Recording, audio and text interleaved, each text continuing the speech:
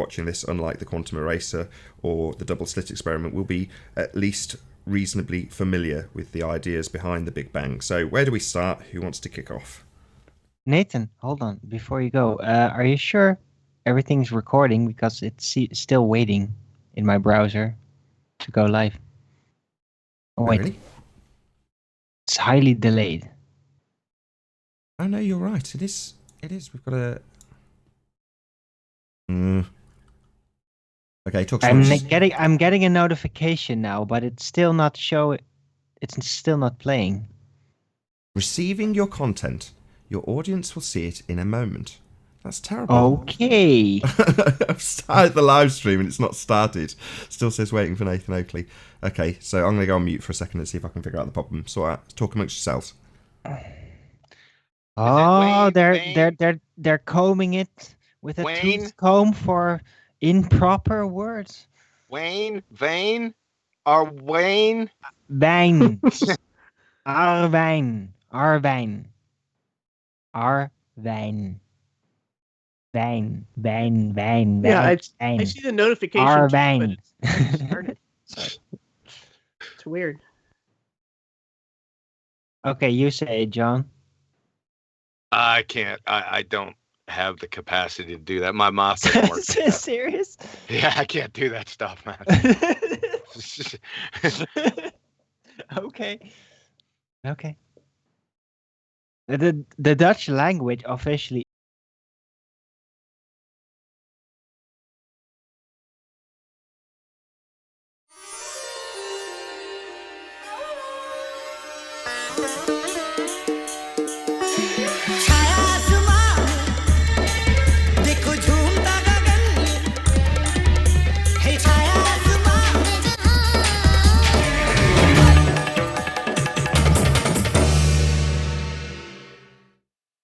Welcome to BALLBUSTERS Live. I'm your host Nathan Oakley, and if you are new to this channel or you've not done so already, then be sure to subscribe and hit the bell notification icon to keep up to date with the Flat Earth debate. If you'd like to join the community debate, then go to nathanoakley.com and check out the Flat Earth Debate Forum. If you'd like to support this channel, there is a super chat that runs alongside each of these shows while they are live. There's also a PayPal, Patreon and crypto link in the info box below the video. Towards the end of the discussion, we will invite the public to join via the Discord link, which will also be in the info box below this video. Now, we are joined by Quantum Eraser, Arwin, Betty, and Paula. Very good to have you all. Hello. Good evening for the second time. Ahoy, hoy. Hello. If you're watching this on the re-up on Nathan Oakley, it's slightly confusing because all of the technical issues get recorded, so uncut versions are great for that. But this is now live. We are actually streaming, and today's amazing subject will be pretty much the antithesis of last week's conclusion to the delayed choice quantum eraser and double slit experiments, respectively. So we were talking in that respect to the creator, and in this instance we're going to be talking about the Big Bang. Now, unlike last week, I'm pretty sure most people watching this will be reasonably familiar with the concepts behind the Big Bang. So who wants to start us off from the panel? Space, infinite space, incredible long ago, everything's so small, and then suddenly it all exploded in infinitesimally small amount of time, and then everything changed, and everything it kind of formed like the way it is. That's the Big Bang. That's a really, really excellent summary of the Big Bang, Arwin. Thank you. Excellent. We can stop now. So informative, so full of information. So yeah, essentially everything from nothing, a singularity, right? Yeah, something expanding in a big vacuum, which is already nothing, and it's expanding into something. Well, nice concept, but impossible to my opinion. Yeah, there will be a double speak warning that I'll give now. Lots of the things we say today may not make sense, but we are talking about the heliocentric model after all, so if there's double speak involved, you'll just have to bear with this. It will get explained if there is double speak along the journey. Yeah, I can't help it. I just always kind of used to love the Big Bang storytelling time. It's just nostalgic. So I know it's nonsense now. It's like ghost stories, which usually tend to be complete fiction. But I still appreciate listening to like, oh, Big Bang Theory and how everything came to being, and ooh, it's a really nice story. So yeah, Suppose that's where that's coming from. I should give the audience a real spoiler alert. So if you're genuinely new to this channel, this is like the first video you've watched on this channel, this will be like a life spoiler. So this is definitely going to ruin a few movies, if not every movie that's based in space. So just be aware, in case you're not new to the channel and you're not prepared for what's going to get talked about. But we are in fact going to demolish the assertion that we have, or had, a Big Bang. Yeah, that is so true. Now, because I used to like watching, one of my favorite movies is Aliens, the series of movies Aliens, and it's just not the same anymore. So that's a real thing. Yeah, none of them are. Just before Flat Earth, I bought 2 6-terabyte hard drives and filled them with my DVD and Blu-ray collection. And I was like, rubbing my hands together, oh, this will keep me entertained forever. You find out the Earth is flat, find out the space is fake, and then it takes away the luster of like 60% of my movies. So it's like, oh, I'm not going to watch that again. Like Alien's a great example. Ridley Scott, is it? It's set in space, set in the vacuum of space. It's set in the second law of thermodynamics violation that we debunk on a daily basis, right? How are you supposed to get your head around that? You're not going to suspend disbelief when you're talking about space to me anymore, unfortunately. So guess what I watched last night? Star Alien. Trek, The Voyage Home. Oh, that's so beautiful. It That's is, set on right? Earth. Where they got the humpback whales and they I love that one. one. Yeah, Yeah. it's a good one. I like it. It's one of my favorites. Not set in Yeah, they space, go though. back in time, don't they? It's set on Earth. Yeah, exactly. Yeah, it's a really good movie. I enjoy it. Yep. Paula, got any Okay, opening any comments other before we get movies? into presentations and stuff? Yeah, Oh. Stargate and Star Trek and Star Wars. Oh, got a lot of echo. Movies? What movie? Sorry, I missed the last minute. That's okay. Don't worry. What you got, Paula? First thing I got to do is unmute. I Yeah, can hear you. Big Bang expands into what? Yeah, that's what I was going to say earlier, but I got stepped on. Right. What's it expanding into? Right. I Precisely. mean, if that's the totality of the universe and it got bigger, it expanded into something bigger than itself. So, questions Well- from the start. And Wouldn't it be basically expanding into a vacuum, or is there suggested to be a spatial confine that was was gonna be my literally question. expanding? Exactly. So if it's a vacuum, if the universe that we experience and we are in is an ever-increasing space that is a vacuum or near vacuum, well, what's that vacuum expanding into? It can't be a vacuum because it is a vacuum. Yeah, the vacuum is supposed to be of space is supposed to be ever expanding into what? There has to be something it's expanding into. Yeah, but that's bigger. but hold on, that's the question always to me. Like, if it's expanding, so is the actual distance, the literal space volume, is that expanding, or is whatever the content is expanding? That's my question.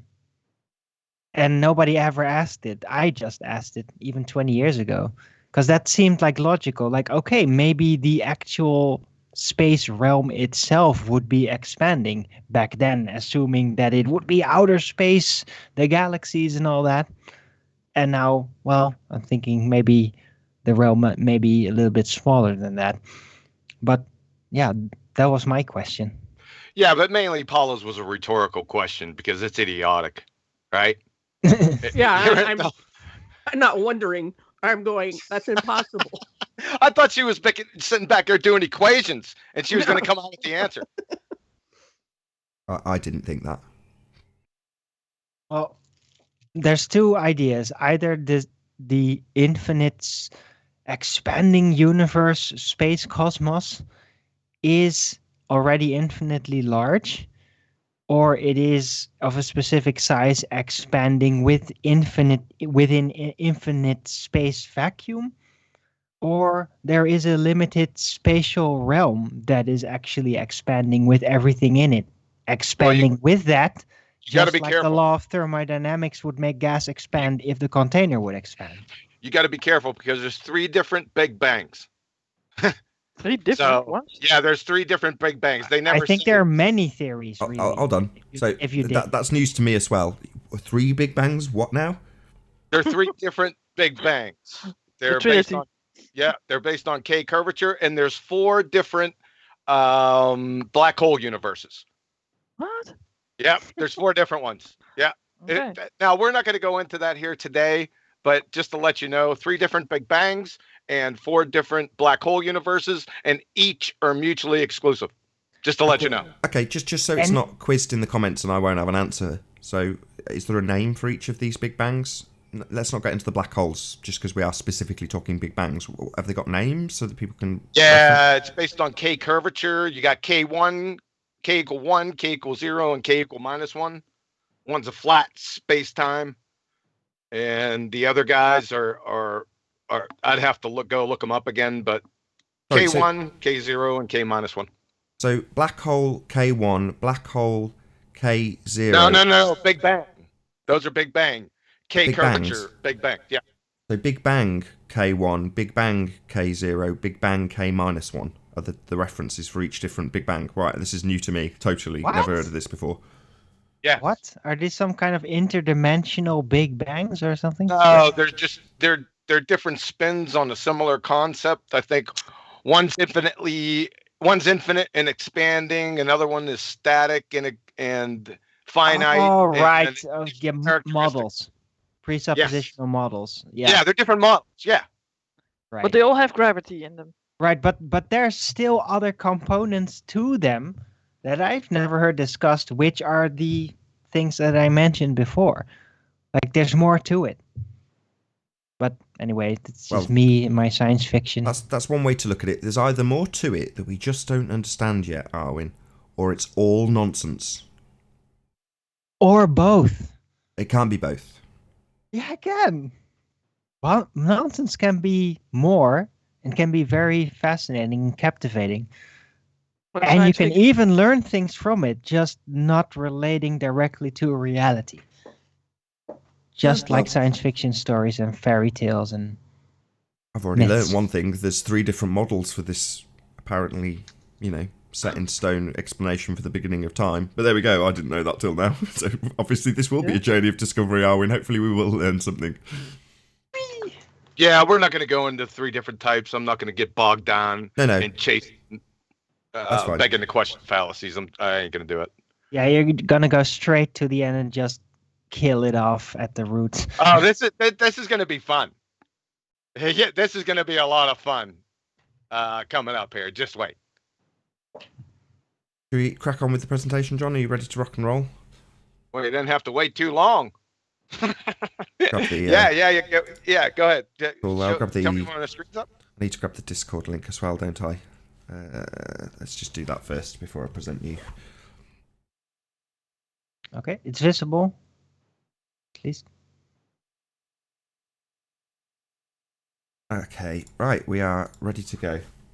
Ready to go? You know what? I'm not going to start off on the Big Bang Theory. Take a sidebar here. We're going to start off with an incident that happened a couple weeks ago. Wow, look at the globe.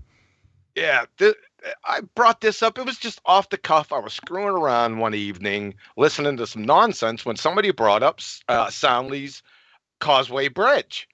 And I said, I got Google Pro here. Let me pull this up. Let me take a look at it. And since I lived down there in Louisiana for some time back in the day, it's got a special place in my heart. So I decided to pull it up and just mess around with it, right? And of course, that's the wrong one. So we're going to have to go back here. Now, no, that's the wrong one too. All right, things are working out good. There she is. So Lake Pontchartrain, right? So let's take a look at this. And this is what I did that night. I was, like I said, I was just screwing around. I just came in there and I said, okay, there's some pretty significant curvature on that bridge I seen in his picture, right? So I said to myself, well, wait a second. If there's significant curvature here, then that means that there must be vertical drop, because in the spinning ball space monkey religion, every point along a tangent from your feet drops. That means vertical drop away from you at 8 inches per mile squared. So I said, okay, well, if it's dropping, then we should be able to see those elevation changes, correct? So I picked up Google Maps. But what And about terrestrial refraction? we're not going to get into that. And so obviously, I'm not looking at the bridge here, folks. I'm looking at the shoreline, right? So I'm looking down here. I want to see the elevation of the shorelines. So it's 2 foot. You guys probably can't see this, but it's 2 foot, 1 foot, 3 foot. You get the idea along the shore here. So I said, okay, that's point B on the south side of the bridge. Let's roll up to the north side of the bridge and check this one out.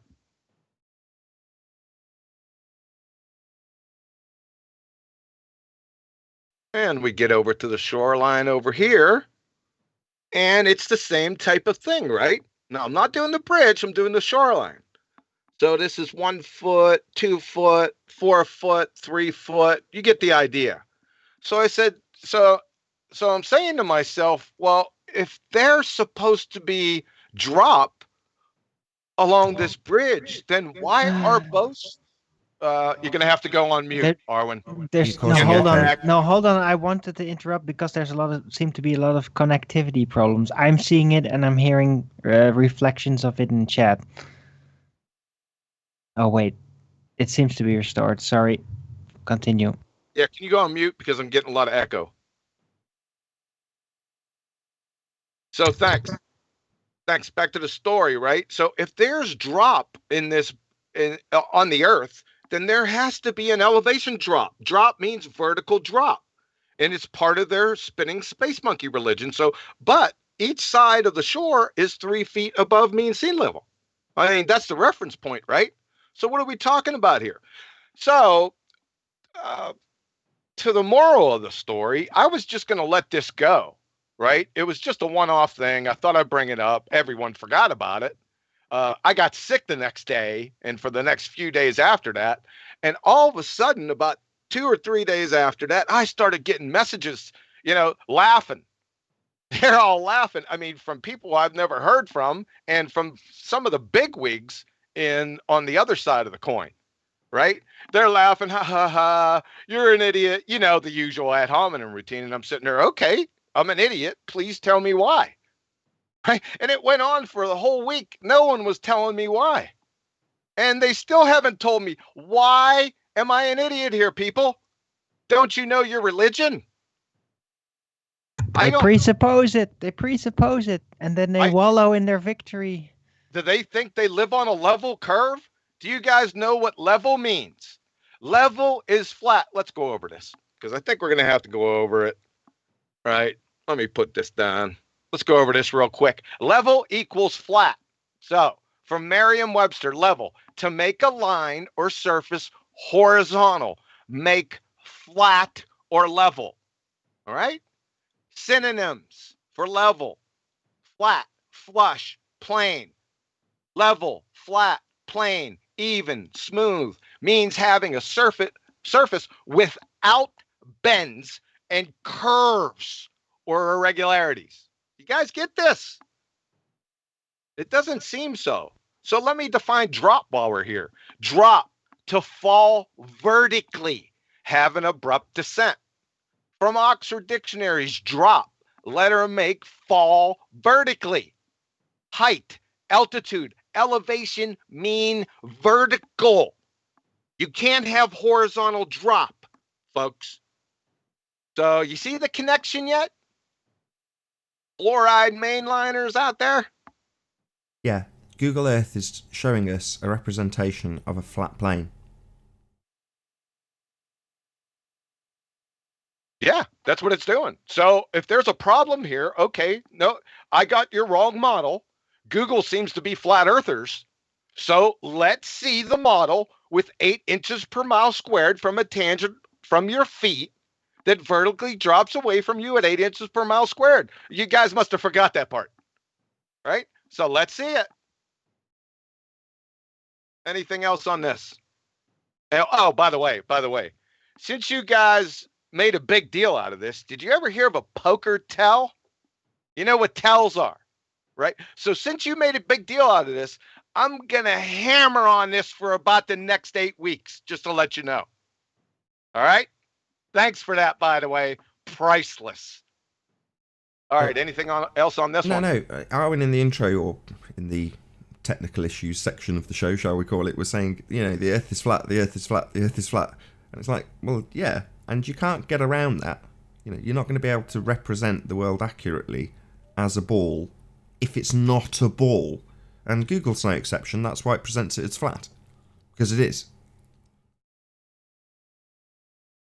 Can we move on to the Big Bang? Not just yet. I got one more issue. Oh, okay, cool. All right, just in case there's new people out there that just come stumbling into this, I'm going to give you a simple concept here. So, the Earth is flat. Thank you, Oak. Excellent timing as ever. So, this is what they tell us that we live on, correct? So, I'm going to give you a little conceptual model here. Let's just, for example, say that you are in this position. You're looking at the sphere Earth, right? And in your possession, you have a camera that has unlimited zoom. And what you're going to do here, you're going to look over here to 9 o'clock. You like Hawaii, and you're going to zoom in on Hawaii. I mean, you're going to keep zooming in. You get this picture first, and then you're going to keep zooming and zooming and zooming into this 9 o'clock position. If you're a spinning ball-tarred space monkey, there is no way out of the fact that when you do that, you must see this.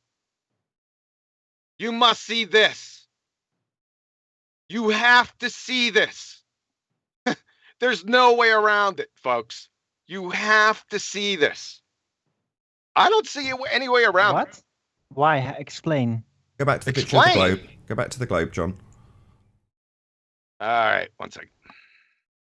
So what would make your orientation organ make the world appear like this to you? It's got to be sideways. It's got to be sideways if you're looking at Hawaii right here, at a little box right here. If you keep zooming in, you see how this is on its side?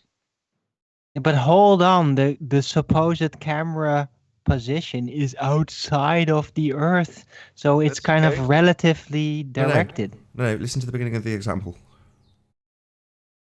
You're in this position and you zoom in here.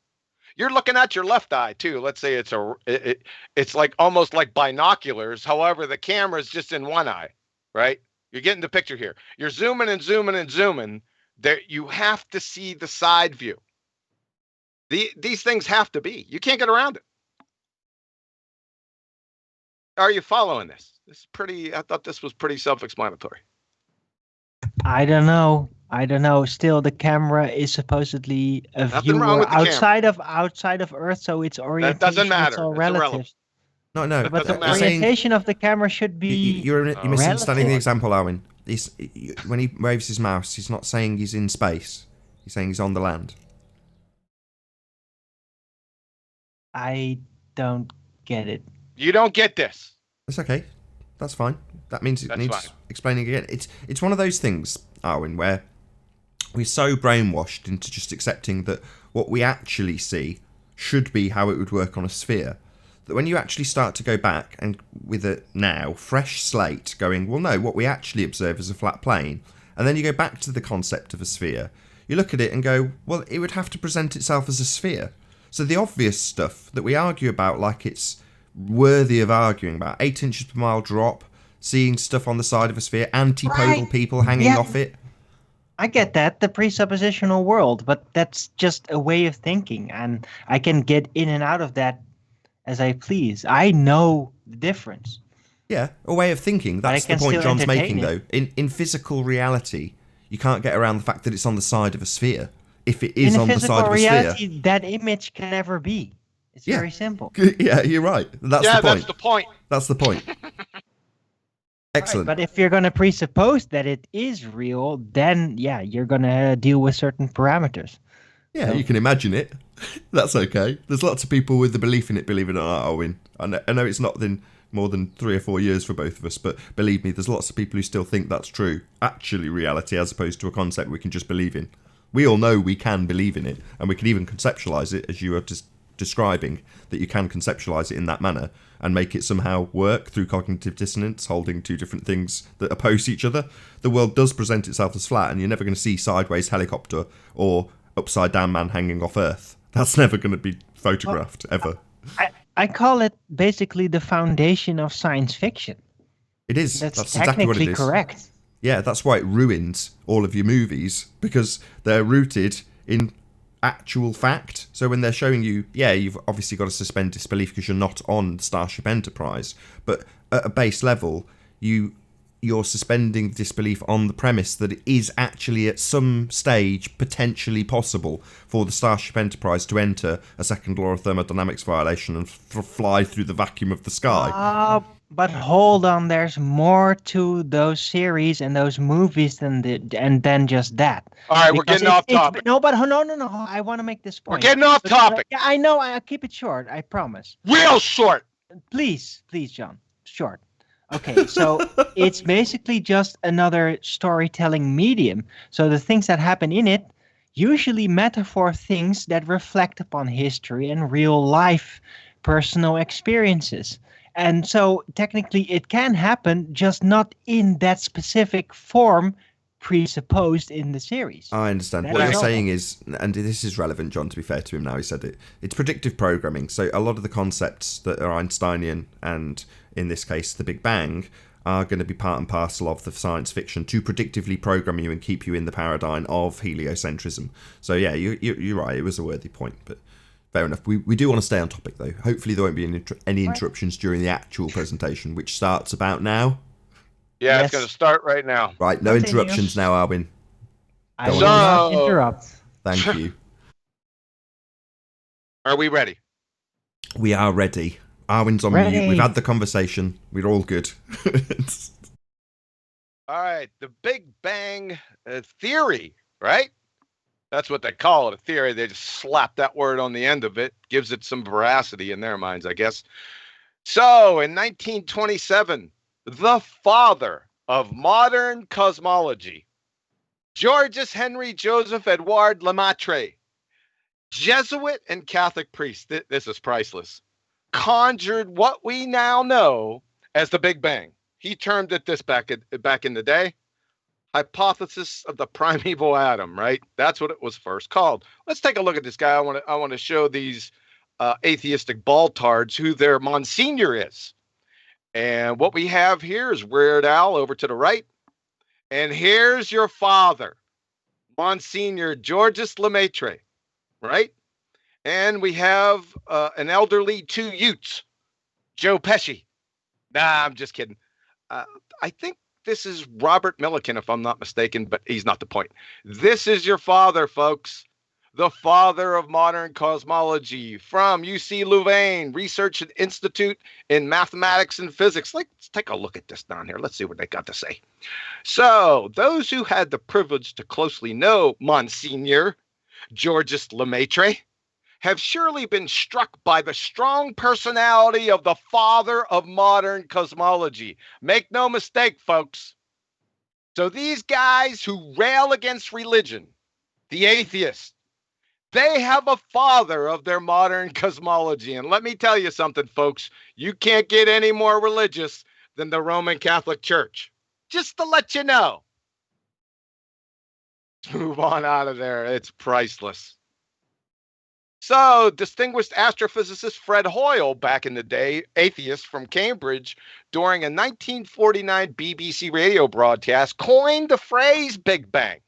It was clearly pejorative and derisive, as Fred was a proponent of the steady state theory, along with Einstein, by the way. You see, atheists didn't much care for this hypothesis of the primeval atom because it hinted at a creator. And it was highly contentious over the next 20 years. You never hear anything about that, right? So what is the Big Bang theory? Well, let's go to the universetoday.com. The basics of the Big Bang theory are fairly simple. In short, the Big Bang hypothesis. Oh, wait a second. I thought this was a theory. Do they know the difference between a theory and a hypothesis? I want to see this Big Bang hypothesis, or I suppose this is it. So let me continue. In short, the Big Bang hypothesis states that all of the current and past matter. I can't get through this. What is all of the current and past matter? What do they mean by that? All the current and past matter in the universe came into existence at the same time. It just come into existence.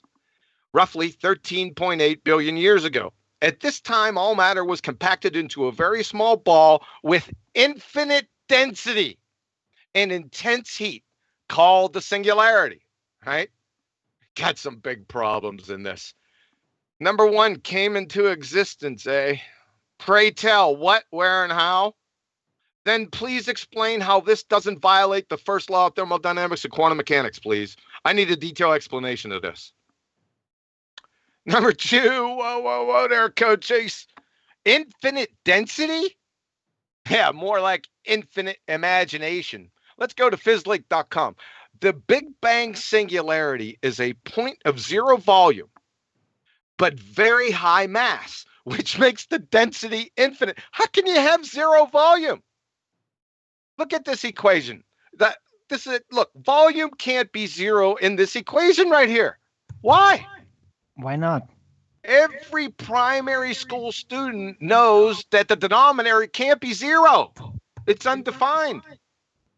Why? You need to turn off your mic. I'm getting bad echoes. I'm really sorry, but I'm kind of curious, kind of stupid though. But why? Why can't it be zero? Can you explain that very quickly? Sure, it's undefined. You can't divide by zero. No, but that's my explanation. No, but that's mathematical. But in this is mathematical. Density equals mass over volume. This is mathematical. You can't have the denominator be zero.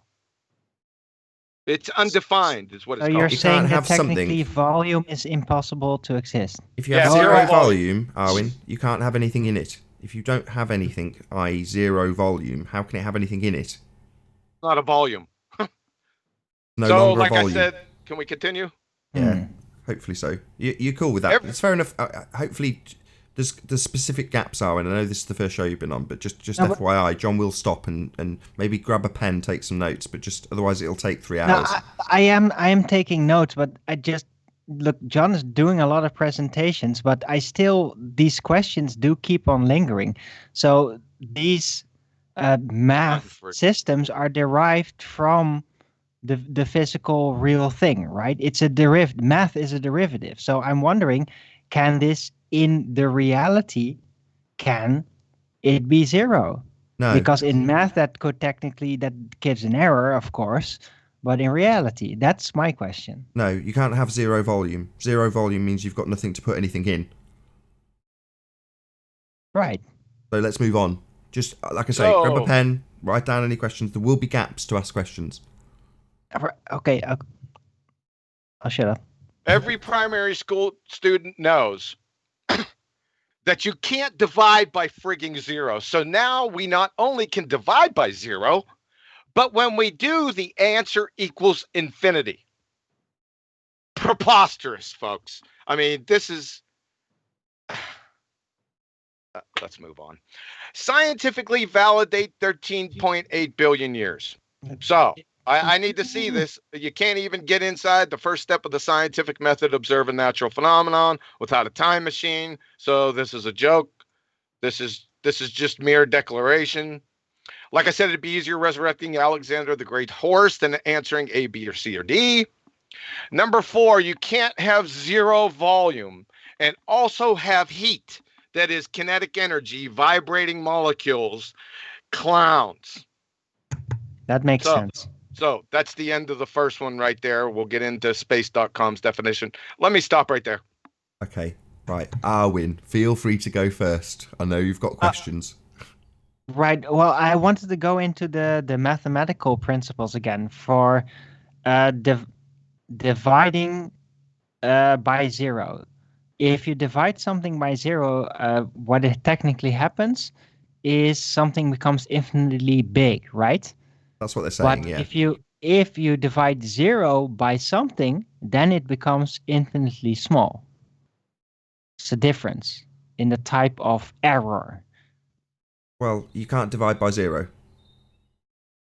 No, but that's there's a difference in the type of problem that results. Well, they've got around that problem by saying when you divide by 0, you create everything that ever existed ever. That's what they're saying. Well, Wow. that's their derived conclusion, basically, but it's still the technical principle. Yeah, but I like One to have a divided by 0 on my bank account. 1 divided by 0 is infinitely large. 0 divided by 1 is infinitely small. Basically, that's what it comes down to. It's technical. It's a mathematical principle. One of the principles that I did actually remember from math. Yeah, nonsense. in reality, though, No, nonsense. technical. In maths, they have defined it that way. You are right, Arwin. It is, however, nonsense because you can't divide by 0. You especially That's why can't divide math by is it and not- get infinite. You know, Well, that's they nonsense. did actually find a technical solution even to the square root of -1. Weirdly enough, I always had like, why? Okay, we're off on a hold on. We're off on a tangent now, and I know Paul has just piped up, or was it Betty? All right, I'll shut up. Yeah. Well, math is not reality, so and if you can have infinitely more, if you have 0, then they can divide 0 on my bank account, and maybe I have 0 multiple more on my bank account. Then it's nonsense, right? This whole 0 thing. So nothing can come out of nothing. That's the only thing that comes out of nothing. It's nonsense. Yeah, my older son excelled at math at university level, and one of the things he said was his professor demonstrated that if you break the rules, such as dividing by 0, you can prove mathematically that the professor down the hall is a carrot. So the point being that math will tell you anything you want to know if you just don't have no regard for any kind of rules. And the thing about Big Bang is that we're just supposed to be describing reality, which math never has to do unless you hold it to its rules. And even then, it may or may not describe reality. But the point being that if there is no math doesn't have anything to do with this at this point. If there is no mass, there is no mass. You can't have infinite anything in nothing.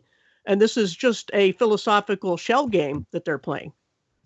But I would like to respond to that because that, of course, refers to that singular point from which the Big Bang erupted. But what if all, which it would have to be, mass, giant mass of the entire universe, supposedly, what if that simply because of its concentration was kind of, because of the near infinite gravity, as it were, that would probably come from that concentration of mass. What if it was just outside of normal space? So it would be there. It would just not comply to the normal rules of time, space, normal reality. That's like playing a joker in the middle of a game, and just saying, I couldn't help it. I know it's a deus ex machina again. The ghost in the machine. This is my magic thing that I whip out just when I'm everything is lost, and I'm going to make a new reality all of a sudden that solves all my problems. I mean, are we talking about truth and reality in fact, or are we talking about endless, mind exercises and things we can imagine? That's but now I know. Well, it is kind of the foundation of scientism. It's now I know why always Arwin being wouldn't agree able with. to extend further and find a new solution to that thing you couldn't solve before. That's really what it is, what it has been for decades. But now I know why you wouldn't agree with dividing by 0, or you put that little spanner in the work. It's because you needed to once remove it in order to have your infinite stuff in a very small space, which is the next step. In other words, you've got to start with dividing by 0. What you've done in your example is go on to the next step where you've got a huge amount of stuff in a very, very small amount of space, well, at least you're not dividing by 0, which is where we started, right, Arwin? You just threw a bit of a spanner in the works at that Well, stage. maybe it would be so much in so little space that literally space itself would just start to bend, and it would be not in the normal definition of space as we know it. See, folks, Because he it did it would be again. so concentrated. Did it again. He did it again. The It would sneaky little warp sod. reality itself. Sneaky It little would sod. literally So you did it again. warp time and space itself. Yeah, you've started with your explanation with it being in very little space and what would happen in that very tiny space and how, I'm sure you threw gravity in there as well. But Of course. you've sidestepped the beginning and end of this Einsteinian argument. gravity. You've sidestepped the beginning and end of this argument. You threw a little spanner in when John got very annoyed with you, rightly so. But you can't divide by 0, Owen. You can't get infinitely a lot of stuff into a very tiny space if you haven't started by dividing by 0 and coming up with everything from that. I agree, but you can get a near or a seemingly infinite amount into a seemingly infinitely small amount of space. Seemingly infinitely small is But it's still a very, only very tiny seemingly. space, though, isn't it? As opposed to dividing by Yes. 0 and getting everything, which is where we start. That's the beginning and end of this, really. Yes. Absolutely agree. There cannot be the infinity factor in a literal sense cannot be present. Technically impossible. I agree. Thank God he finally gets there. Hopefully that's lowered John's blood pressure. Betty and Paul, have you got anything to add? If not, we'll move on. No, I think that we have to move on. Yeah. Paula? No, I'm good. In your own time, John? From space.com. The Big Bang Theory, now we're up to a theory, it was a hypothesis before, is the leading explanation. Oh, they're really getting tricky. This is Trixie's leading explanation about how the universe began. At its simplest, it talks about the universe as we know it, starting with a small singularity, then inflating over the next 13.8 billion years to the cosmos that we know today. That's special. Leading explanation. What did they got? It's like a horse race. Everyone puts their explanations on the track and they see which one's going to win. Clowns. From the University of Rochester Physics Lab. Common mistakes in applying the scientific method. The most fundamental error is to make the mistake the hypothesis for an explanation of a phenomena without performing experimental tests. See, these guys even mistake the hypothesis for the explanation, right? These people up here don't even have a hypothesis. They just got an explanation, aka just so story. So all they have is the just so story. Where's the hypothesis? Where's the experiment? I mean, this is science, right? It's all presupposed. So number 2, starting with a small singularity. Where'd you get the singularity? As in, get your own dirt. And we want to know where you got this from. And one of my favorites, I really like this one, inflation. So Paul Steinhardt, the father of inflation theory, right? This is what he has to say of his own creation. Since 1983, it has become clear that inflation is very flexible. Parameters can be adjusted to give any result, and generically leads to a multiverse consisting of patches in which any outcome is possible. Imagine a scientific theory that was designed to explain and predict, but ends up allowing literally any conceivable possibility without any rule about what is more likely. What good is it? It rules out nothing and can never be put to a real test. Okay. You see, scientific theories are the result of tests. So this one can't even be put to a real test. How can you have a scientific theory then? To be a scientific theory, it already has to be validated tests. This one can't even put to a real test. So how is it a scientific theory? Yeah, that's what I thought. So, from BigBangTheory.com, they even have a website of their own. According to the standard theory, our universe sprang into existence as a singularity about 13.7 billion years ago, right? They're going to have to take it easy on the technical white paper terminology here. They're going to have to break this down for us laymen. Clowns. And again, from the Big Bang Theory, here they're going to get detailed on us. Hold on to your hats. The singularity didn't appear in space. Rather, space began inside of the singularity. Prior to the singularity, nothing existed. Not space, time, matter, or energy, nothing. So where and in what did the singularity appear, if not in space? We don't know. So, number one, so nothing existed, then the singularity appeared. That's a really good story right there. Please explain in the first law of thermodynamics and then quantum mechanics context, por favor. And of course, we got the famous appeal to ignorance fallacy. We don't know. Let's stop right there. Right, don't mind if I go first. So that all sounds very familiar. So this little magic trick of calling a just so story a hypothesis, this magic word, this hijacking of a scientific piece of terminology to employ a magic trick and basically make up a story and say it's a hypothesis, and suddenly it all sounds very scientific.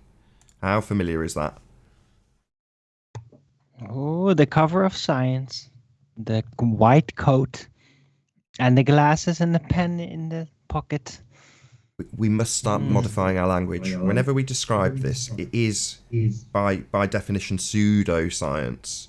So hopefully he doesn't hate me for doing this, but Jaren often makes this mistake, and I'm sorry for criticising you on it. It's just the way it is. But Jaren will say this is the fault of science, or science says, or the men of science have told us that. Well, no, none of that's true. It's the men of pseudoscience. Pseudoscience says, because number one, science doesn't say anything, it's a method, and two, say it says something is a reification. It doesn't say anything, it's just a method. But they're not science. These people are pseudoscience. And science, which is real and does prove things, shouldn't be decried when it's not science that's doing this. Not that science can do things, it's a method. But there we go. Paula, did you want to go second? No, Owen, you've had a... Me. Yeah, I'll leave it to last time. All right. Sorry, ladies Paula. first, Owen. I'll let you go first because you had so much to interrupt with last time, but if you can go last this time, that'd be great. Whee! I was just going to say falsification is how you can tell if it's the simplest way to just refer to whether something is a scientific idea or whatever term they want to use. If you can't falsify it, it's not scientific. So there must be a way to falsify it, and I don't see any way to falsify the Big Bang. For one thing, it's a one-off past event, and for another, no one was there to observe it even then. So if all they have is math, and that's really all they have in the end, then it's not scientific because it's not falsifiable. That's really all point I would make right now. Betty? Yeah, it sprang into existence, and I think nothing will spring into existence. I've never seen things doing things on its own. You have to have intelligent design. You have to know. You have to have intent, and I don't know where that's put in there in this theory. Who did what to make it spring into existence? That's my thing with it. Well, John did speak to this. Maybe you can reply to that, John, because you hinted at it earlier, and I was going to leave it till right at the end, actually, but now Betty's brought it up. Sorry. Right at the no, it's good. Right at the start, you said this annoyed the atheists because it pointed at, and the word you used was a creator, and I was going to ask you maybe towards the end. Well, is it pointing towards a creator or just creation? And I know where that ends. That's a leading question before you pick me up on it. So I don't know if you want to address that now or if it's part of the presentation later, but hopefully you know where I'm going. Yeah, well, creation immediately implicates a creator, right? You can't have creation without a creator. I knew you'd pick on the side subject. Why would it annoy the atheists? Why would it annoy the atheists? Who's moaning? That's me. Arwin, I will come to you. Just try and keep on mute. We'll get to you, I promise. Yeah, try that mute button. because I'm getting a lot of echo. Okay. That's not me. Let's not. Well, I want to see the echo. Go ahead and put your mute no, let's button not on. turn It'll be this the into an first time admin I've ever session. seen it. It's all right. It's all good. So why would the atheists get annoyed at this? Yeah, but as soon as Abby Georges Lemaitre postulated this, he didn't speak directly to a creator. It hinted at one, right? Because you can't have something come from nothing. So something had to cause the effect of the singularity, whatever that was, or whatever he called it at that time. It's just simple. It's just simple logic. I mean, fog and mirror people can pick up on it real quick. Sure, but I just don't want Right. the point to get lost and diluted in this massive information. Yes, you're right. It is simple stuff, but it's worth pointing out. Arwin, go ahead. Yeah. Right. So what I wanted to say at first was, scientism, science, the science consensus. What is popular science? It is a cult. It is a grassroots nerd based, basically people that are above average intelligence, that just have intelligence to apply to stuff. They want to use it, and they are part of this cult that just presupposes and calculates and applies their intelligence a lot. It's very gratifying to them because they have a lot of things to work on to apply their intelligence. It's very convenient. And it serves its function at that, to keep them busy, to keep them trained. And that's the thing about it. That's why it's popular. That's why it's there. That's why But it's it is a pseudoscience. cult, technically. It is Yeah. a cult of a fantasy-based presuppositional calculus cult. And it has thrived. It has thrived in the West. Yes. And it's become kind of necessary as just to keep the intelligent people busy, to keep them busy. That's really why it's there. Because there's so many things you can do with it, and so much involved, and then there are the abusers, of course, the people that abuse it, that try to make money with it. NASA, you know how it goes. Does this tangent have an ending, Arwin? Yes. No, it doesn't. It doesn't seem that way. Yeah, every time you pause and I think, all right, that's my start point to bring us back on track. Right, yeah, pseudoscience. My point being that, you're calling it a cult now and you're calling it all this stuff. Yeah, it's pseudoscience. The problem being it's referred to as science when it isn't. You know, you're right, though, Owen, just to agree with you, so it's a bit less confrontational, a bit more light-hearted. Right, yeah. There is always another... Sorry for being long-winded. It's okay, no, it's fine. Just try not to close the gates by interrupting or opening your mute while someone's presenting. Anyway, Owen, so yes, there's always another just so story to be told by a pseudo-scientist claiming to be a scientist. You're right. Any more from anybody else, or should we move on? Right, moving on. John, ready when you are. Well, obviously, folks, the Big Bang is not an actual scientific theory, right? You see, the pseudoscience priests, merely repeat their conjurings a few 100,000 times over multiple decades into the waiting ears of their incoherent hordes, then sit back and laugh. Why? Well, they know that their target audience wouldn't know what the difference between actual science and a chartreuse windsock. They also know you will not only believe it, you'll mindlessly parrot it. Right? I'll show you. Define the Big Bang. That's the first one I want to hear. They tried to up above. Okay, they defined it. It wasn't coherent, but hey, at least I'll give them that. We'll take their definition. But you are not answering B, C, D, E, and F. It's just not going to happen, right? So this isn't science. We're just playing. It's like a cat or King Kong playing Little Miss Muffet. This is a joke, folks. I hope you see that by now. Even more moronic, if that were even possible, they have brain-dead atheists parroting what they gnash your teeth and rail against. Religion, right? Remember, the conjurer of the Big Bang Theory was Abby Georges Lemaitre, a dead Jesuit and Catholic priest. It's tantamount to Jedi mind tricking PETA nudists into advertising and backing fur traders. Just hypocritical pretender clowns spinning space monkey muppets. That's it. That's all we got here, folks. This is really good. You're going to love this. Also, we have Georges Lemaitre, Monsignor, our Jesuit Catholic priest, who was the first to derive Hubble's law. That's redshift, published 2 years before Edwin Hubble. You want to know why they call the priest the father of modern cosmology? Here you go. This is why. Because of the Big Bang and redshift. There's your boy. They call this, it's officially known as the Hubble-Lemaitre law. How did Hubble get his name in here? Is it really a law?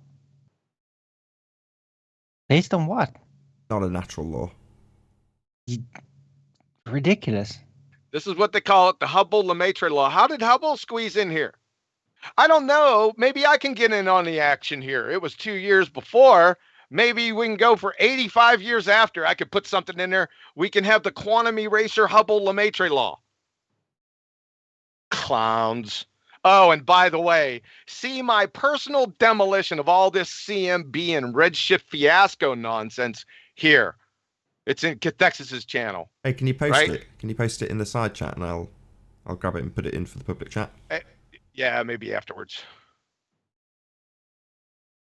Yeah, so I think I'm gonna stop. Yeah, I'm gonna stop here. We're gonna get into another section. So, what do you guys have to think about all this? Betty, do you want to go first? Yeah, well, it's what John said. It's religion. It's belief without evidence. You can't prove this. So it's basically a cult, and we all were in it at some point. I think. I know that when I was taught this in the beginning, I thought, okay, so how did these people know this? How did they come about this? But when you are a kid at school, you learn this and think nothing of it anymore, because you have to go through school, through the motions, and Right. later on you think, oh my God, what did I ever think about this? Why did they get along with this? Well, it's also being reinforced by TV, by the way. So Yeah, it's definitely, since the television has been introduced in the Western society, it's noticeably immediately it popped up. The trickery, immediately, the globe trickery immediately popped up during the television age. So it was definitely a part of the globe indoctrination, the television age. Yeah, the science fiction with Star Trek and yeah, that did help to keep it alive longer, I think. Yeah.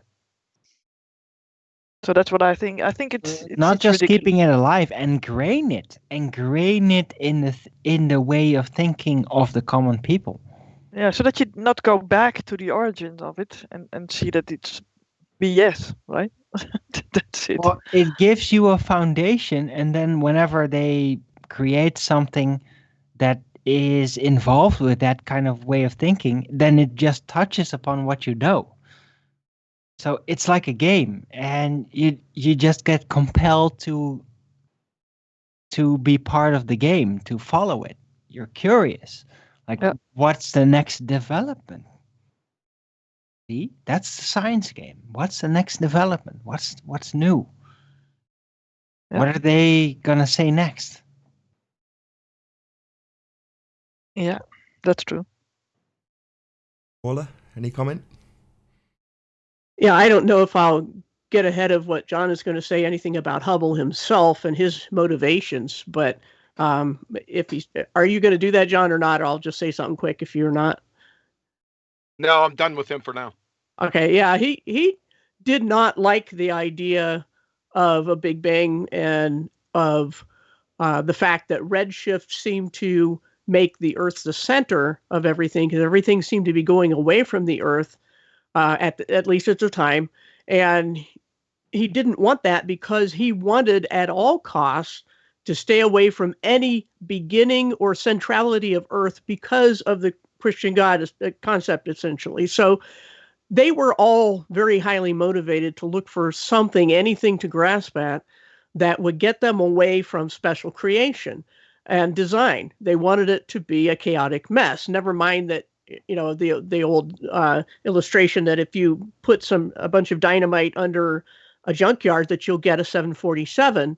That's essentially what the Big Bang Theory teaches, order from chaos, when everything we observe in nature is going from order to chaos. And that's why they have to invoke fake universes or alternate universes, or the laws of physics didn't apply in a place and time where nobody can examine them. And that's basically, again, playing, having an ace up your sleeve to override any rational scientific method. And that's what they, of all people, are against, a rational scientific method consistently applied. So they have to come up with these stories, and they'll use their esoteric language of physics and math to do it, because it's beyond most people. And it's no different from the Gnostic idea of an elite group of gnosis and people who have been properly initiated into the cult. And so it's really technically no different at all from that. Gnosis as in the knowers. Yes, the true knowers gnosis. of the knowledge. Yep. Did you like John's sandcastle example last week, Paula? Right, exactly. So yeah, last week on BALLBUSTERS, John had a picture of the sand dunes and then a picture of a sandcastle, and essentially they're saying, yeah, this sandcastle can just magic itself into existence. You used an example of a jumbo jet or something from an explosion with TNT, right. Just as good. Right, they have to break their laws. Sorry, go ahead. Yeah, the important point, there's many points along with this, but the important point was, or one of them, is how ironic this is, because what do atheists rail against? Religion, right? Who's the father of their modern cosmology? Priest. Abbé Georges Lemaitre, a Catholic priest. So they're PETA nudist fur traders, is what they are. They don't realize it, which is hilarious. Any more, or should we move on? Looking at you, Arwin. No questions. Cool. Let's move on. All right, we ready? Yeah, you're up. So, this is what you get when you bring all these points up against the Big Bang, right? You're always going to get this. Just let me tell you. But the Big Bang was predicted, right? That is what you're going to hear. And what did they use to grease the skids for their little mystic Meg prediction? Obviously, the cosmic microwave background radiation, right? You guys know that. You guys been on this show before. Hold on. Oh, here we go. How can somebody predict a Big Bang? Because that means predict means that knowing it is going to happen. So how can somebody predict a Big Bang? You'd have to be there before the Big Bang. That's a contradiction in terms, even within the sentence. Exactly. You're right. But we're going to get into some specifics here that's tear-jerking belly laugher. Where do you see this? All right, we ready? I'll take that as a yes. Okay, so the year, I want you to focus on, don't lose sight of this year, 1948. This is a very important year right here. 11 papers were submitted, mainly by 3 players. We had George Gamow and his students, Ralph Alpher and Robert Herman. It was now termed the Hut Big Bang. That's what we're going to see in the literature. The predictions, though, were of what was already known to exist. This is hilarious. The theorists in 1948 were merely conforming the model to data already collected from 1937 to 1941, right?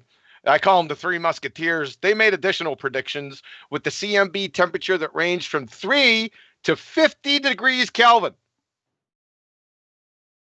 But whenever we're in a jam, we just go to NASA, and they solve the problem for us. So, from NASA, the existence of the CMB radiation was first predicted by Ralph Alpher in 1948. Don't lose that date, folks, 1948. In connection with his research on the Big Bang nucleosynthesis undertaken together, like I said, with Robert Herman and George Gamow from above. So, again, predicted. What was the hypothesis? because a hypothesis is a scientific prediction. So I have yet to see in 12 years the CMB scientific hypothesis. So you're never going to see it. This is from the Nobel lecture from, if you know Robert Wilson and Arnos Penzias, who received the Nobel Prize for discovering the CMB. This is from Robert Wilson's Nobel lecture. Listen closely. The first confirmation of the microwave cosmic background that we knew of, however, came from a totally different indirect measurement. This measurement had in fact been made 30 years earlier by Adams and Dunning. We're going to get to that here in a second. Adams and Dunning had discovered several faint optical interstellar absorption lines, which were later identified with the molecules CH, CH plus, and CN. In the case of CN, in addition to the ground state, absorption was seen from the first rotationally excited state. McKellar 22 used Adams' data on the population of these two states, calculated that the excitation temperature of the CN was 2.3 Kelvin. What is the current temperature of the cosmic microwave background radiation? Well, it's 2.3 Kelvin. He was talking about these guys. Adams and Dunning in 1937 found absorption lines which were later identified with interstellar molecules CH and CH plus and CN. That's the one he was talking about, and this one. In 1940, so remember our date we had to remember up there, it's down here too, 1948, right? In 1940, Canadian astrophysicist and spectroscopist Andrew McKellar calculated that the CN molecules were in thermal equilibrium with a temperature of about what? 2.3 Kelvin. That's the cosmic microwave background temperature. What date was this? When was this? It was in 1940, but it wasn't published till 1941. So I hopefully everyone can see this. So we already had measurements showing up in the literature 8 years before 1948, making the Mystic Med prediction a post-diction. That's a simple one right there. I mean, this is over. Moreover, at the same time, let's go back to Robert Wilson. At the same time, some radio astronomers thought that the microwave absorption of the Earth's atmosphere was about twice the value we were using. In other words, the sky temperatures of figures 6 and 8 was about 5K instead of 2.5K or 2.5K. That's a whole universe of error. We knew from our measurement of the sky temperature as shown in figure 7 that this could not be the case. So really, how'd they know that? See my personal demolition of the CMB and the redshift fiasco, and I put that link in the side chat for you, Nathan. At 5K, eh? That's a full universe worth of error in the prediction. This is tantamount to predicting that the Seattle Seahawks will score between 0 and 1,000 points in their next game and claiming confirmation of the prediction when they score 28. That's how ridiculous this is. Let's just say what needs to be said. I love this. This is from Mitchell William from Physics Essays, peer-reviewed journal. History also shows that some Big Bang cosmologists' predictions of the microwave background radiation temperature have been adjusted after the fact to agree with observed temperatures. So he's just busted them. We already have the background information that busted them. They even come out and say you're busted. But no, we'll just whistle past the graveyard past it. Nothing to see here. Nothing to see here, folks. Just keep on going. It's the prediction. Clowns. All right, let's stop right there. Okay, if I can go first. You started off highlighted in blue. It said measurement. Uh-huh. Then it didn't seem to get mentioned any further. It just kept on saying calculated. What was the measurement? Yeah, this measurement had in fact been made 30 years earlier. The measurement that was the calculation with these guys, CH plus, and CN. You said the measurement that is the calculation. I'm a bit confused. Yeah, they calculated thermal equilibrium at 2.3 K. This is some serious complicated, would have to go through the CMB presentation for that. This goes into a deep discussion. Sure, but what was actually measured? There you go. That's my question. There was an indirect. I'm sorry. Interstellar molecules? Was that measured? This came from a totally different. It was an indirect measurement. In fact, he classified or categorized it here. I'm still confused. It was. Yeah, me too. What's been indirectly measured? Is The that temperature. the interstellar molecules of what are these interstellar molecules, by the way? I thought it was a vacuum. I just want to rephrase my question. Okay, so is there an interstellar thermometer? yeah, there is. Okay. Yep, of course there is. 2.3 K. Yep. That's a number. And how did they do that then? Hold on, sorry. That's not a thermometer, John. I'm sorry to be saying this to you, but yes. Sorry to point out the obvious. That is a number. Yeah, it's 2.3 Kelvin. Yep, it's a temperature. Definitely. They calculated it, and they called it a measurement. Okay, that's what I was waiting for. So they called it a didn't I say measurement. that? Okay, now we're all clear. Right, we'll start with Arwin. Go ahead, Arwin, if you got any questions. Oh, I'm sorry. Well, I that's thought I said technically Oh, incorrect. he's still. Oh, sorry, he's still in the middle of the presentation. that. Arr. Sorry, are you still in the middle of it, John? The Earth is flat. Yeah, carry on if you're still in the middle. I thought that was a break. Sorry. No, that's a break. Hey, yeah, Arwin, if you've got any questions, go ahead.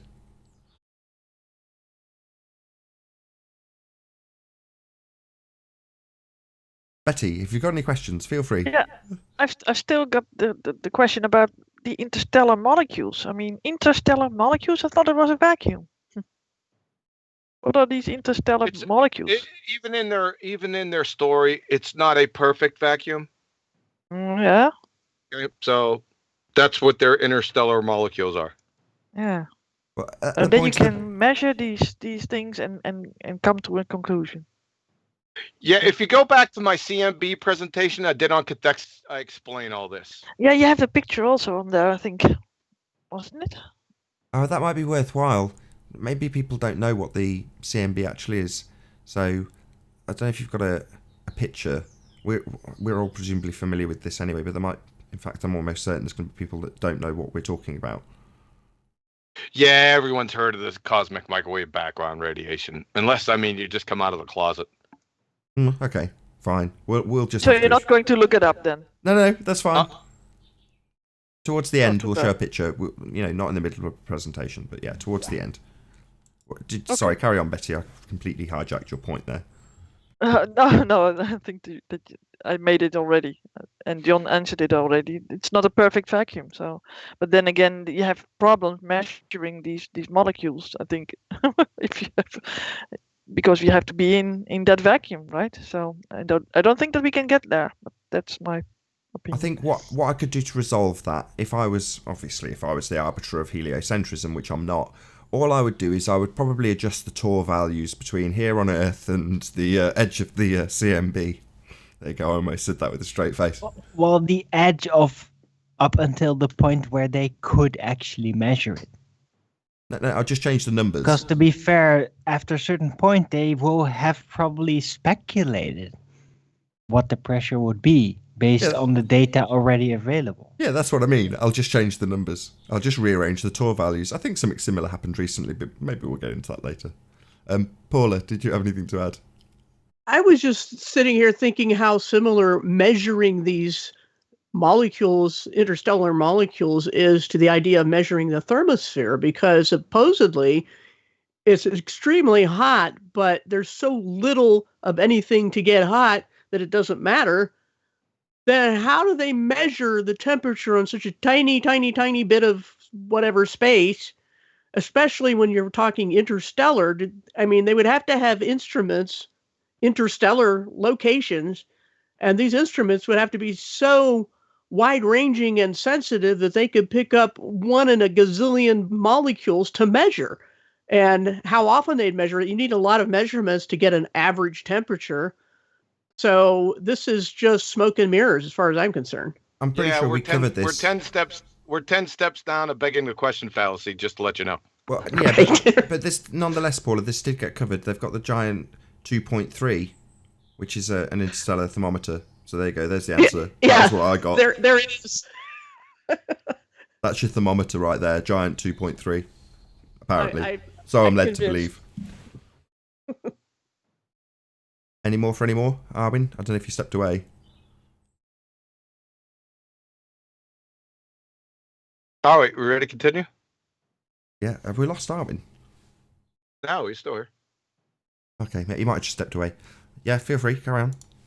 All right, so I just want to give a warning out here to fellow Christians concerning this Big Bang. Remember, this came from a Jesuit and Catholic priest, so it slammed the brakes on the Christian moniker.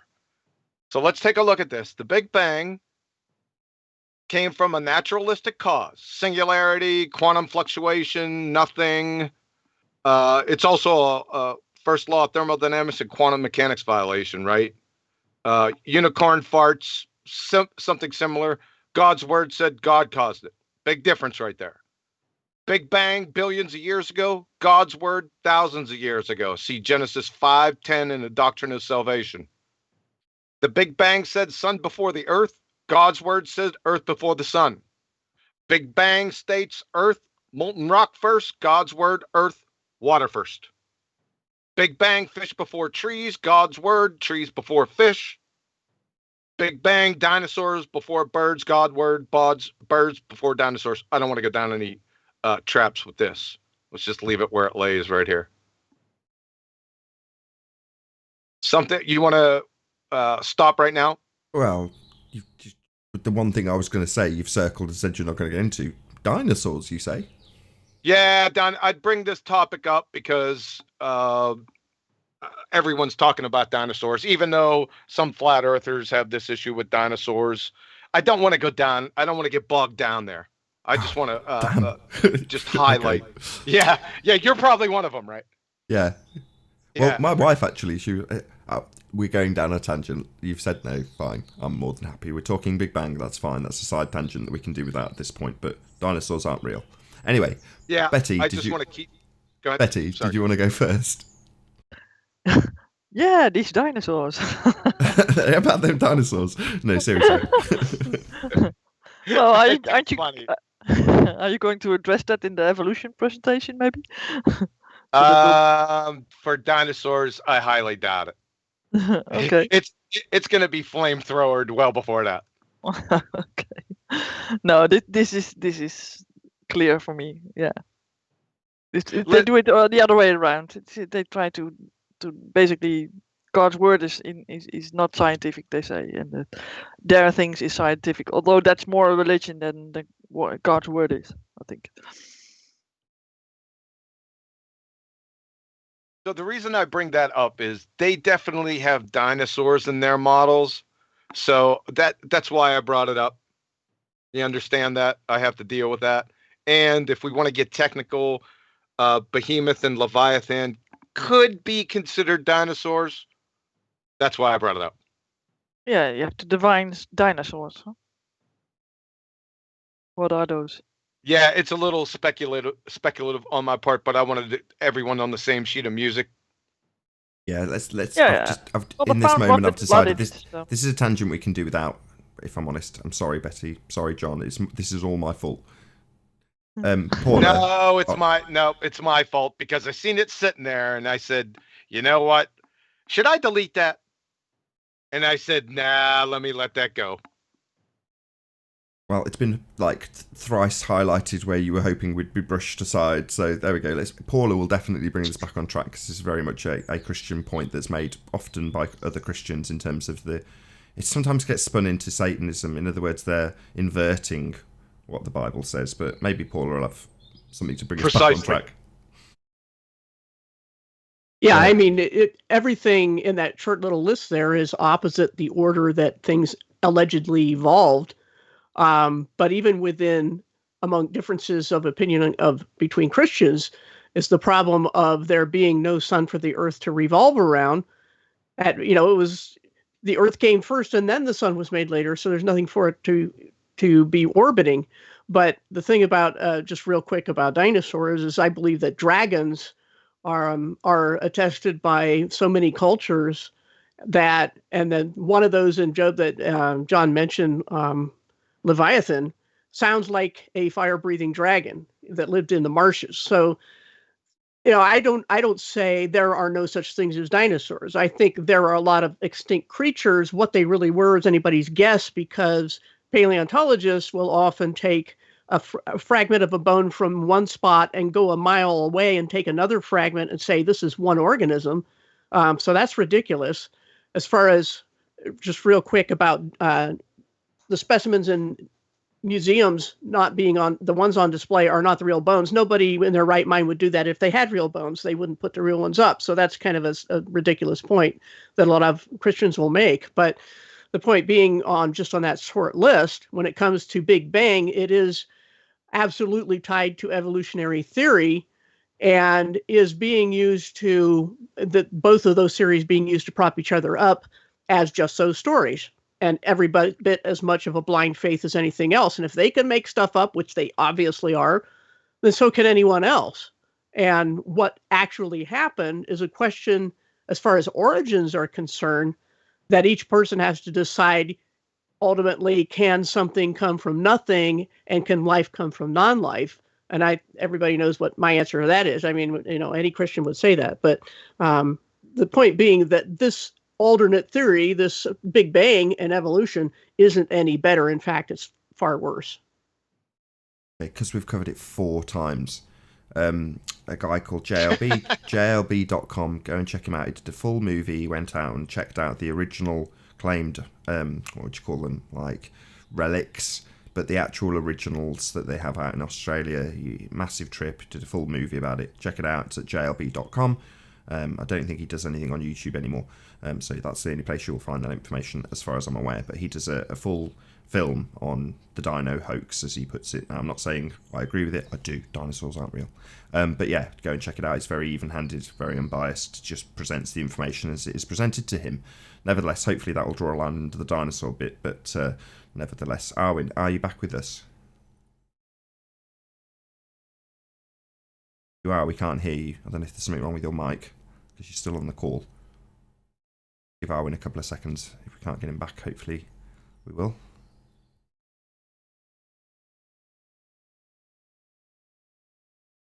Nope. Betty, Paula, anything else you want to add? If not, we'll move on. Nope, not right now. Nope, nothing. Right, we've got you back up, John, if you want to continue. Yeah, I want to stop here, because if it wasn't explicitly stated above, then it was heavily implied, right? The something from nothing. So let's take a look at this. I got this from David Darling on creating something from nothing.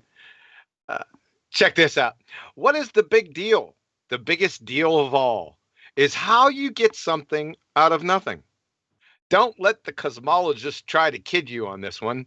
They have not got a clue either, despite the fact that they are doing a pretty good job of convincing themselves and others that this is really not a problem. In the beginning, they will say, there was nothing, no time, space, or matter. Then there was a quantum fluctuation from which, whoa, stop right there. You see what I mean?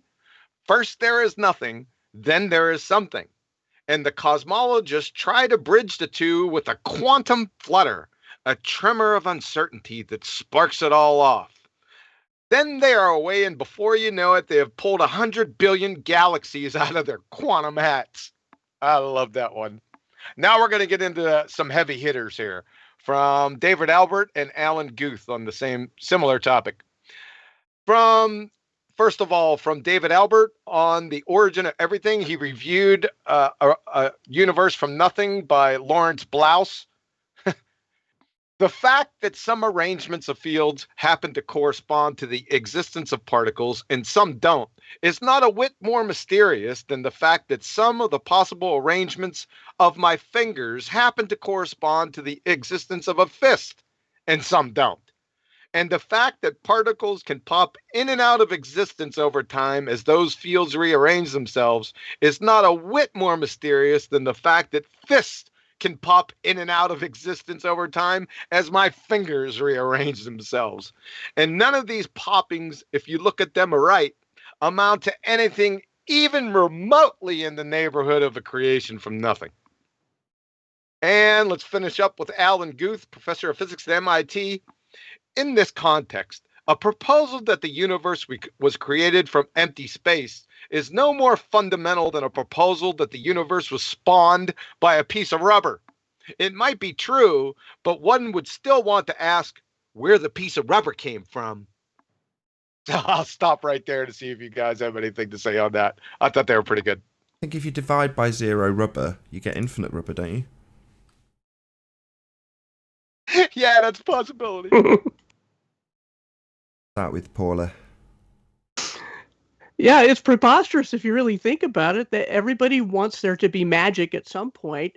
There's always the charge that, oh, well, this is, your belief in a creator in God is also a fantasy. I'm like, well, where does that put you? You've got nothing better, and yours is not intelligent. So the point is that this is not a rational scientific theory in the slightest. It's all magic and mirrors and smoke and fantasy. So why is it better? It isn't. It's worse because it can't even explain itself by its own rules. And that's all I have to say at this point. Betty? Yeah, I completely agree with Paula. She said it all. So yeah, that's basically my opinion too. Arwin? Yeah, well, the Earth is flat. Thanks, Arwin. Good to have you. Any more? I think there's a bit more, isn't there, on the presentation, John? Oh, yeah, we got some more to go. Right, ready when you are? All right. If you thought the above was complete F-72 retard, then somebody hold the nebular hypothesis beer. Because we're going well off the reservation hill here. This is still taught in Quackademia, by the way. So let's start it off. This is from Immanuel Kant, 1755. The General History of Nature and Theory of the Heavens. Some 4 billion years ago, yeah, sure, the sun had ejected a tail or a filament of material that cooled and collected and thus formed the planets, right? Have you guys heard of this before? Real quick. Yeah, you know.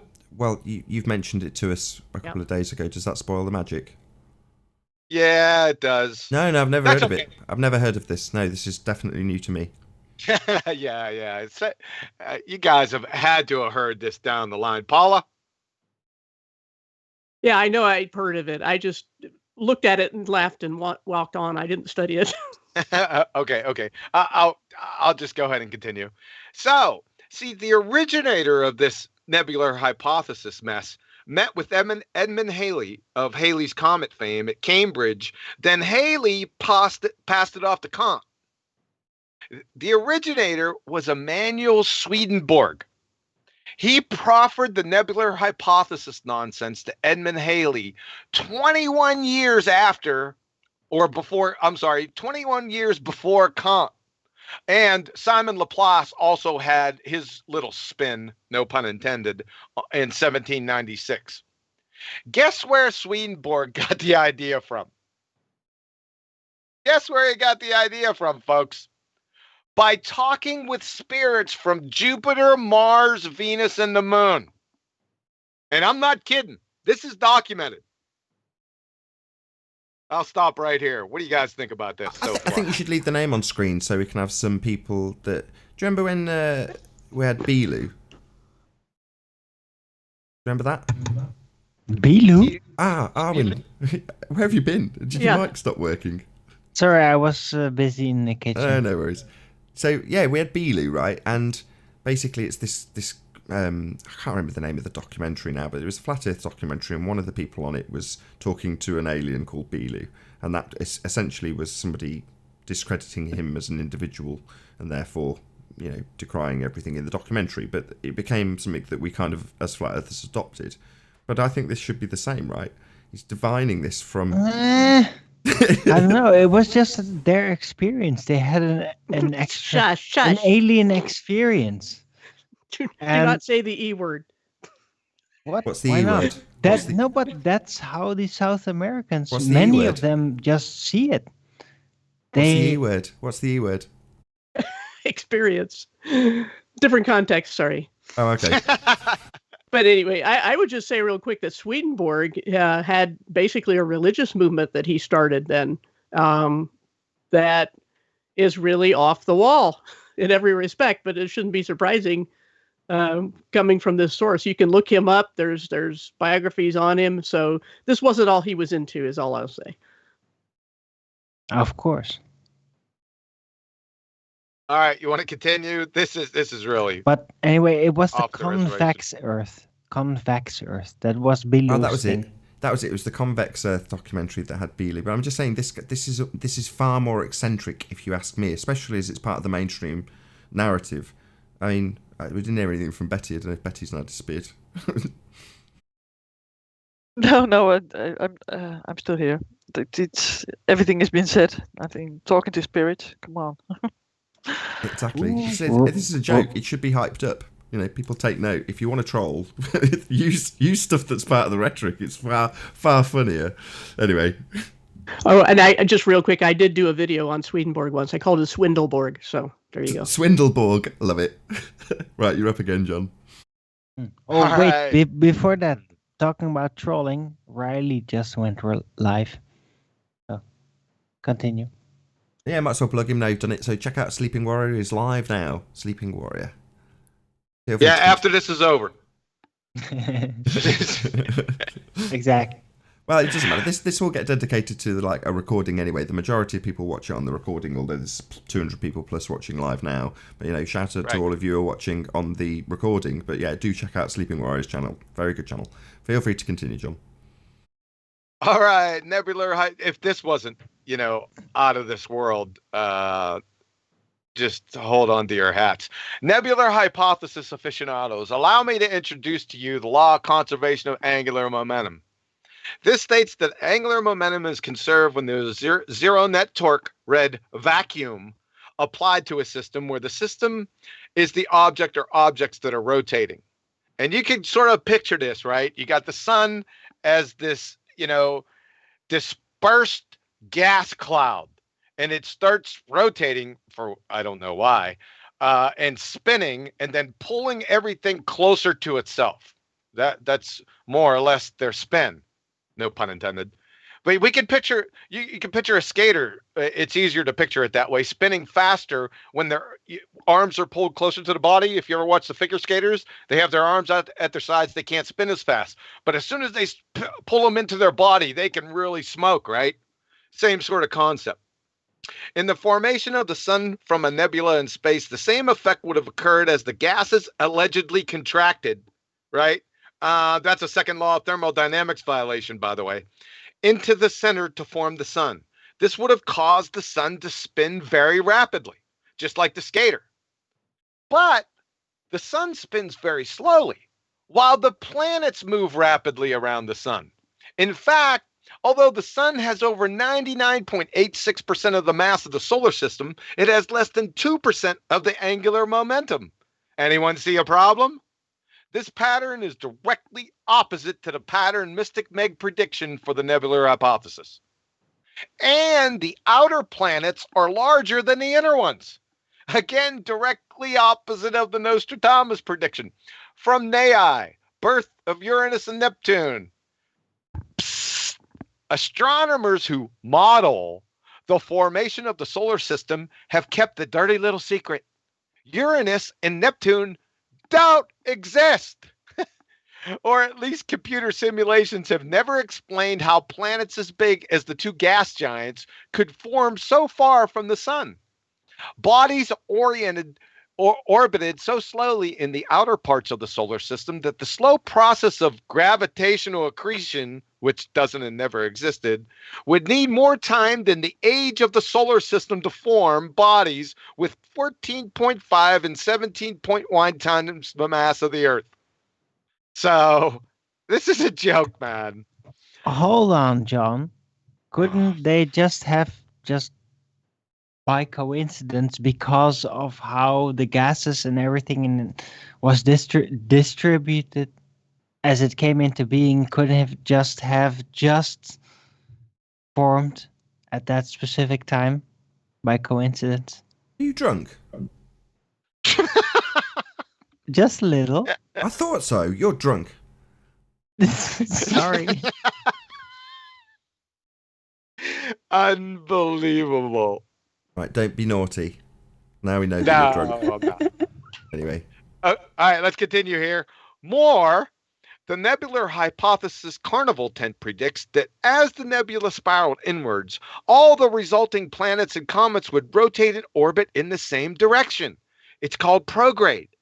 But Venus and Uranus rotate in the opposite direction, called retrograde.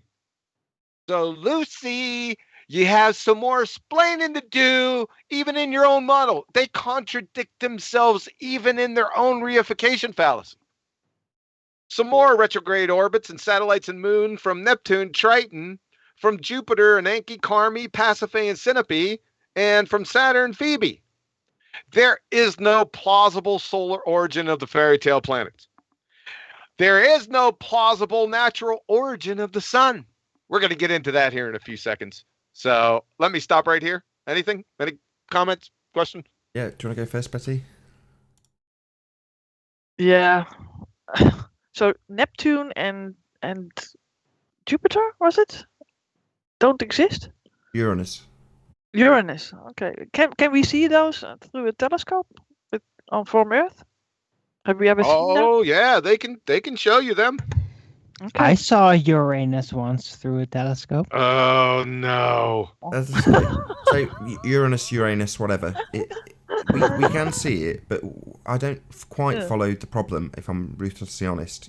I know this is the second time you've explained it to me, because it's not a problem in regards to just the simple existence of it as a gas. It's about the physical size of it and the accretion of it. But I mean, is that as simple as that? It's just too big. Is that what you're saying? Yes. Wait one. No worries. That it's often the case with these things. They have quite lengthy explanations because you've got to get to the nub of the actual problem through the mathematics and the starting and ending points for the contradiction in the first instance. But ultimately speaking, there's just too much mass for Uranus. Yeah. Yeah. So these bigger planets shouldn't be in the outer ring. They should be in the middle more than Earth and Venus and Mercury, for example. That's the whole thing, I think. Sure. And go on, Paula. The thing about the skater and pulling the arms in was to show that the things, if anything, is flying off the sun as it's the center of everything, that the biggest things should be nearer the center to get enough angular momentum, and they're farther away, and then the direction of rotation of each thing on its own axis is going the wrong way sometimes. So it's a massive contradictions of the theory, and yet they say somehow this is all the result of this Big Bang explosion, and we're just supposed to accept that it's true, even though it makes no sense in any measurable laws of physics that anybody, that they all say they accept as true. So we got distance, we got size, and we got direction of rotation. And isn't it also that only the Earth is wobbling? Isn't that? I'm not sure about if anything else is wobbling. Do I detect the orbital wobble? Orbital wobble? You tend to know this sort of stuff. What's the deal with Earth wobble in the heliocentric model? Do you know, Arwin? No, I just thought orbital wobble. Every time it comes up, it's always hilarious. So maybe someone will let us know from the chat or when we come to the Discord server shortly. Maybe that's my point to plug. So again, there's a link in the info box below the video that's live. If you're watching live, obviously, you can join the Discord server and you can ask questions in this regard to any of the panel. We'll open the mic one at a time and you can ask a question. Hopefully it'll be coherent. But yeah, let us know in the chat on YouTube now if you're watching. Again, if you can tell us what's the deal with wobble. Wait, if I remember vaguely, of course, because I'm kind of influenced by alcohol, orbital wobble has something to do with the rotation of the Earth axis, the spin of the Earth, the presupposed spin of the Earth, that it kind of like a spin basically wobbles in a circle. And that's supposedly the orbital wobble. if but why I remember does correctly. only the Earth do that and not all the other planets? It's just because that's how the Earth formed. Yeah, it's a little bit of a special pleading, I think. Yeah, it's a special wobble. Had a few Special. drinks. The Earth had a few drinks. Now it's got a wobble. I just got back.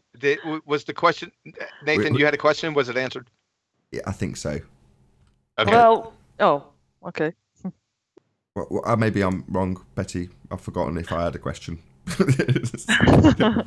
Well, it was about the bigger planets being on the outside, but I think that Paula answered that pretty well. And I said, why is the Earth the only one that's wobbling, and not all the other planets? I mean, they might turn the other way, but why don't they wobble? Why do we wobble? What is the wobble? Well, Weeble wobbles, but they don't fall down. What is the wobble? What is It Earth all wobble? depends on the nature, the arrival of the type of rotation of the planet. Yeah, I think it has to do with them making the model work. That's the whole thing. What is it exactly? That's all 'Cause it is. What's That's all being it is. described as like a gyroscopic motion that's not stable. Is that what we're describing when we say Earth wobble in the heliocentric model, of course? Yeah. I think so. Right. Like a top, if you spin a top, if it isn't perfectly started, it will kind of have a cycle of where it's kind of leaning over just a little bit, and it'll go around slowly as it's spinning very fast, but it will tip a little bit, and that angle of tip will go around slowly in a circle as well. That's what they mean by Earth wobble, I think. Okay, that's kind of what I was asking. Great, excellent, brilliant. Thank you, Paula. I think that's it, John. If you want to move on. All right, this is going to lead into sun formation. If it wasn't explicitly stated, but it's heavily implied, so I thought that might give me an avenue in, and this is going to be great. I didn't do anything to this citation, so we're just going to read this citation out. This is from Eva Novotny, Introduction to Stellar Atmospheres and Interiors. So check this out. Listen very closely. The process by which an interstellar cloud is concentrated until it is held together gravitationally to become a protostar is not known. In quantitative work, it has simply been assumed that the number of atoms per cubic centimeter has somehow increased about 1,000-fold over that in a dense nebula. The two principal factors inhibiting the formation of a protostar are that the gas has a tendency to disperse before the density becomes high enough for self-gravitation to be effective, and that any initial angular momentum would cause excessively rapid rotation as the material contracts. Some mechanism must therefore be provided for gathering the material into a sufficiently small volume that the self-gravitation may become effective, and the angular momentum must in some way be removed, right? If you haven't seen about 10 hammer smashes to the head, then we're going to go over them right here. I love this. I had serious trouble following all that. Okay, that's all right. You're good. I'm going to do it again. Okay, we ready? I'll do it again. Okay. The process by... Okay, you ready? Ready, let's go. Okay, the process by which an interstellar cloud is concentrated until it is held together gravitationally to become a protostar is not known, right? That's the first problem. In a quantitative work, it has simply been assumed that the number of atoms per cubic centimeter has somehow increased about 1,000-fold over that in a dense nebula. The two principal factors inhibiting the formation of a protostar are that the gas has a tendency to disperse. What is that? Well, that's the second law of thermodynamics. Sounds familiar.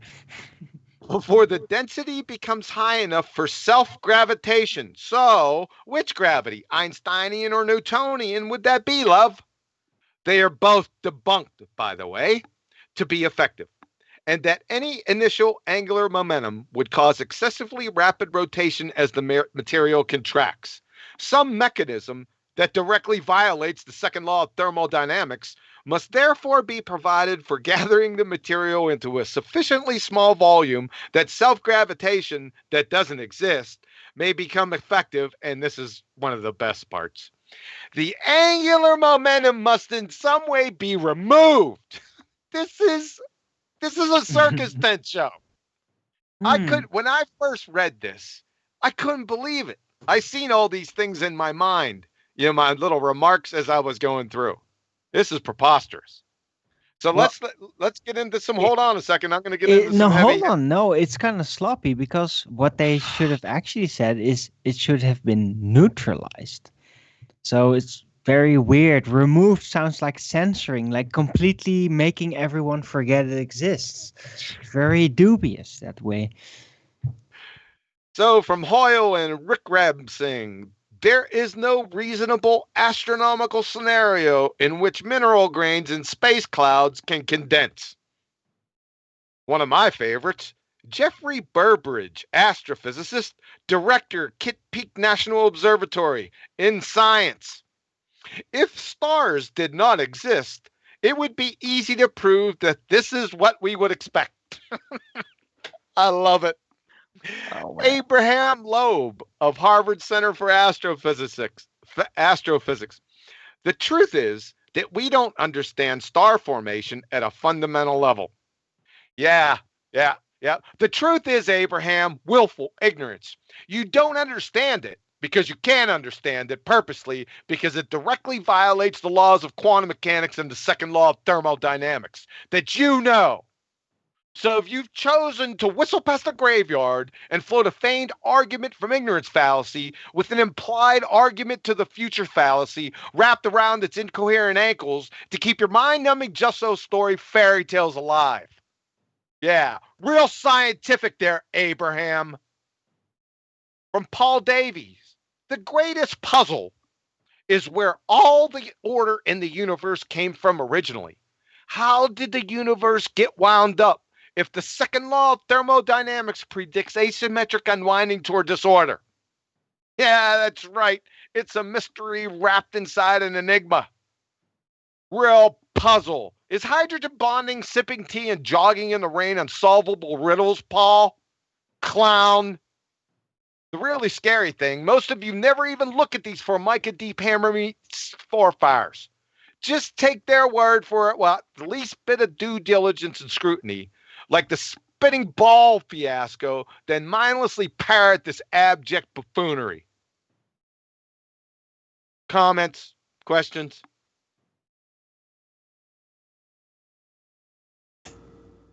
Not much to say. I mean, from start to finish, it's all a house of cards. Yeah. How did the people? I think that they just basically want to have some job to do, but know that it's all a hoax. With all these quotes that you have from these people, I mean, citations. I think, how can they do what they do? Why don't they stop? That's a very real thing in academia. You have to keep coming up with something new to be relevant and keep your job and keep your reputation and your funding above all.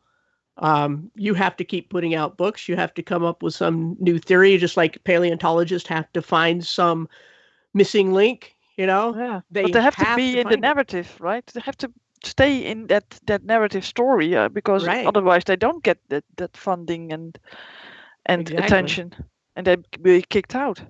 Publish or perish. And and it's some. It seems to me that they want to basically say something to the world, like, we are in here, but we don't know what we're doing. It's something like that, I think. Yeah, you're exactly right. It is funny like that. Yeah, we're out here. We have no clue, but we're here. Yeah, pay us, please. That's funny. I wanted to wait till that fizzled out before I asked the question because it was back on a previous point. So is precession Earth wobble in terms of what they describe? Because that's what one Mr. Gregory from the chat had said. Progression. Precession. Okay, yeah. I believe so. But I can't explain it because I think it's an ad hoc explanation why the whole thing with the stars and stuff work and why it has to be a sphere. Because you don't need that wobble on a flat plane. Because precession is also a component problem of gyroscopes as well, as I understand, that they have the same issue of the spinning top. That's what a gyroscope basically is. and you don't want it to precess. You don't want it to move in its orientation at all. So it's the same idea with this planetary spin idea that, or stars, I guess, can spin as well, that you it should tell them it is reverse engineering. It's ad hoc. It absolutely is that. But they're trying to come up with some plausible, quasi-real, believable scenario that would explain various things that they come across that turn out to be surprises to their theories that they supposedly predicted this stuff. But, and then they reverse engineer it and change the past and say, yep, that's what we predicted. It's ridiculous. Indeed. Yeah. Well, shout out to Mr. Gregory. I mean, we've been talking about gyro precession recently, and for me to not put the two together, thank you very much indeed. Alan, did you have anything to add before we move on? He might be in the kitchen again. He's getting more beer. He's doing shots now. That's it. He's onto the tequila. Right, ready when you are, John.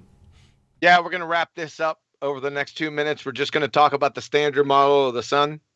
So we got about 3 or 4 minutes left, just to let you know. Just one more plug then. So yeah, if you want to join this show right now, there's a link to the Discord server.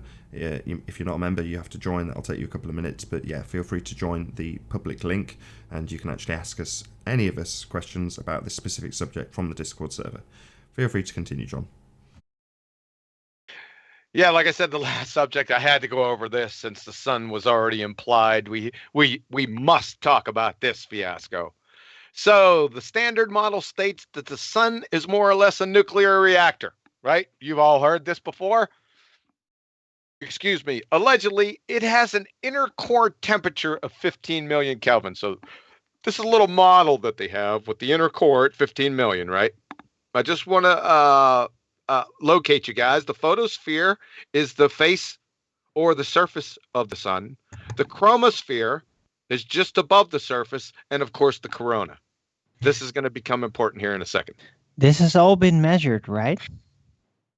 I was going to drop a gag in at the end saying something. I was just trying to phrase the gag in my head while you said that, Owen. Something like, any evidence of the distance to the core of the sun? But I hadn't quite formulated the joke well enough yet, and then you sprung up. So you've ruined that now. Thanks, Owen. Sorry.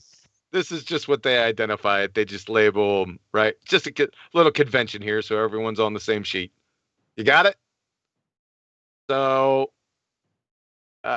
this is the temperature profile, right? I want you to take a look at this. Along the y-axis is logarithmic in temperature, right? Along the x-axis is above the convection zone.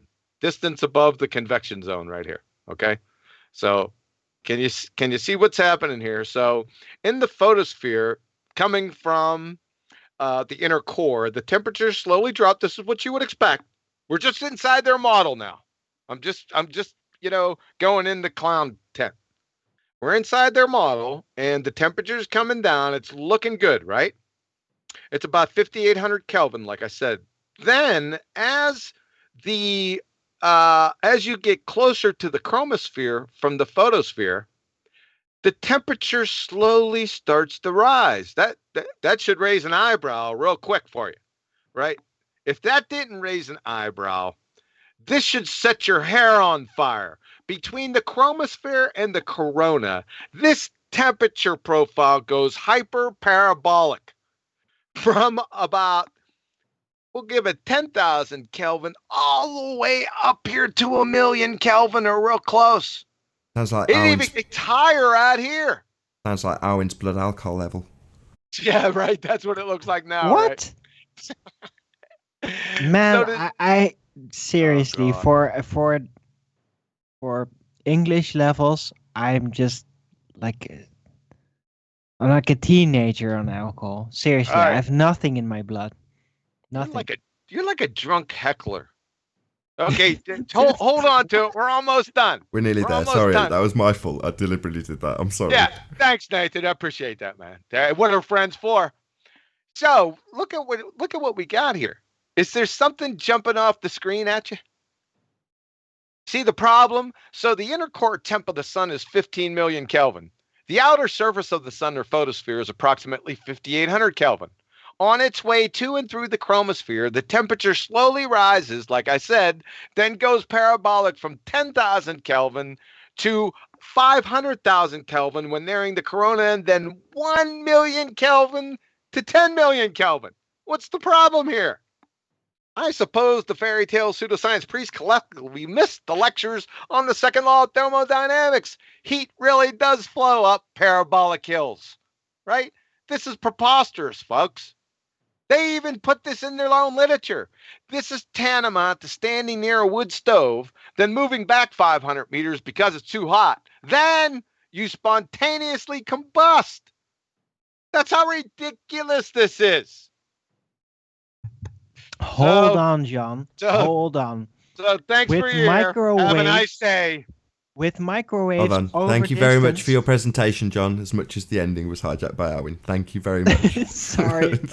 But seriously, with microwave technology, you can actually distance-based create heat or effects. So, hey, if the sun is electrical based, more like a microwave oven type of setup, instead of hydrogen burning ball, then maybe that does kind of make sense. That's lovely. We could come up with a new Just So story. We're hopefully going to pummel the old Just So story, though. Let's just stick to pummeling the living daylights out of the Big Bang nonsense when it comes to the sun. So, who wants to go first, Betty or Paula? I was just going to say, isn't it the whole point of this exercise to show what's wrong with the standard model, which is not electric universe? I mean, there's what's like at least 10 years ago, something called the cosmology statement signed by scientists from around the world. And they were, and not creation scientists, just to get that out of the way, but scientists around the world who saw so many holes in this whole Big Bang theory that they just couldn't in good conscience support it anymore. And they blasted it harder than anybody, that, the current model, and turned toward electric universe plasma model of cosmology. And the point being that when we say that this is a problem with the laws of thermodynamics violation, we're not trying to fix it for them by coming up with, telling them, well, electric universe makes a lot of sense and everything. The problem is that they think they know the core temperature, and they know the corona temperature, and they know every temperature along the way. Whether they actually measured that or not is beside the point. It breaks all their own laws. So that's all I would say on that. Betty? Yeah, it's the same that you already said. How is it possible to measure the sun and also the inside of the sun?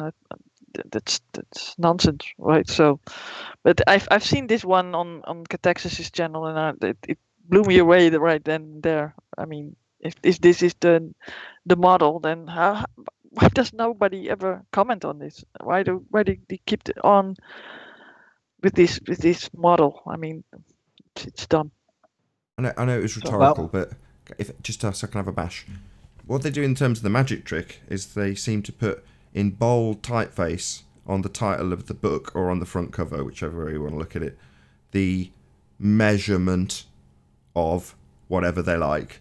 And then on the first page, they just replace the word measurement with calculate from there on in. So as long as it's in bold typeface on the title, they seem to get away with calling it a measurement, even though nothing's ever being measured. Exactly. Yeah, and they change every numbers and stuff continually. But that's science. It's according to them. Everything tomorrow can be different than today. So because we are progressing. Okay. We're getting better. It's all a giant journey of discovery. Come on. Discovery into the bullshit. Yeah. Yeah. Okay. Discovery into the presuppositional. Yeah, Come on. It's well not said. that difficult to get.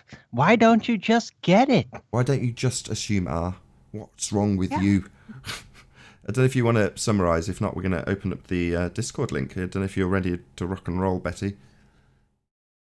Yeah, I think so. John, did you want to summarise anything? If not, we'll move straight over to Discord and see if there's any questions forthcoming. I wonder if he's back yet, because he said he had to go for a couple of minutes. So. Oh, okay. Well, we'll have a look, see who's in there. Who have we got? They might have to pose their question twice. We've got, I think,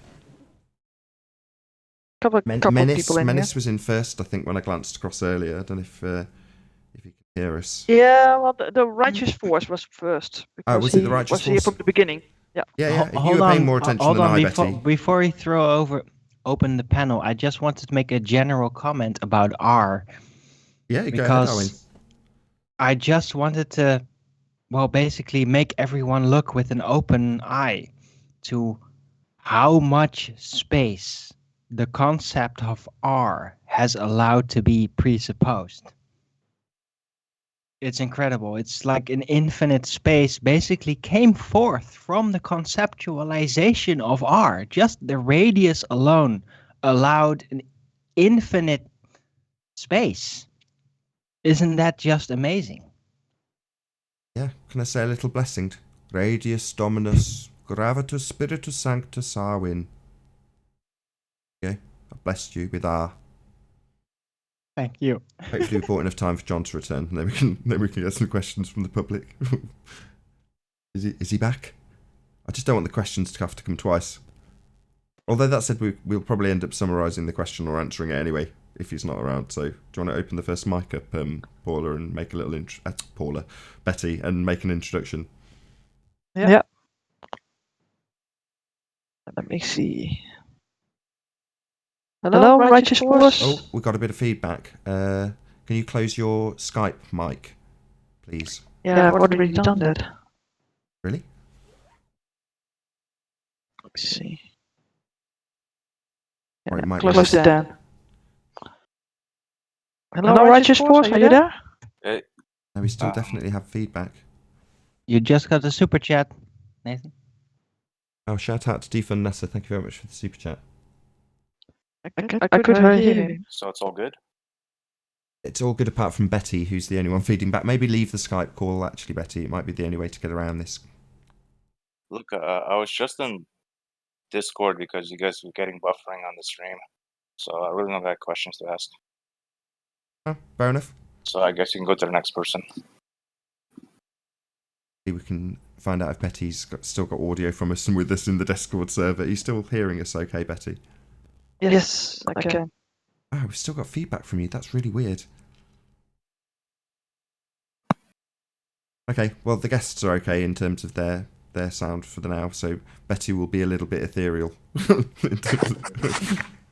Microsoft does not like you, Betty. It does not like you. Hey, I'm back. Sorry, I had to step out for a few minutes. No, good timing. We're going to get our first actual question, so we've had a little bit of faff with the Discord server, but other than a little bit of feedback from Betty, I think we're ready for our first question from whoever is in there.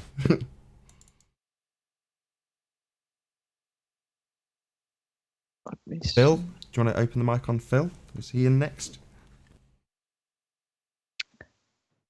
Yeah, I'm through Skype again. So I've unmuted a couple of people. I've unmuted Newford Rapture, I think. Yeah. Can you hear us? He put himself on mute now, so we have that too. Maybe try. And Phil? I've unmuted now Dorik. Maybe he can speak.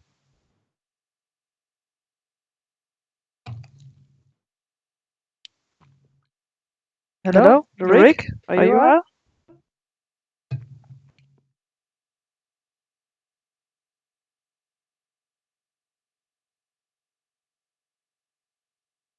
No, maybe not.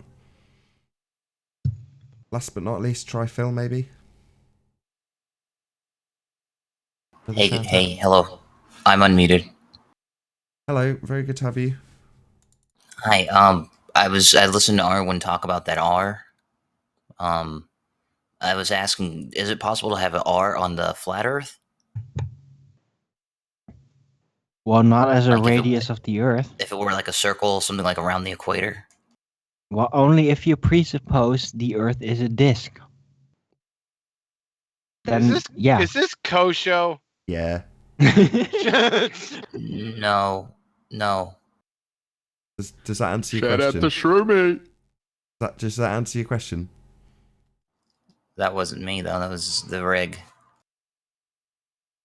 I answered your question, so are you satisfied?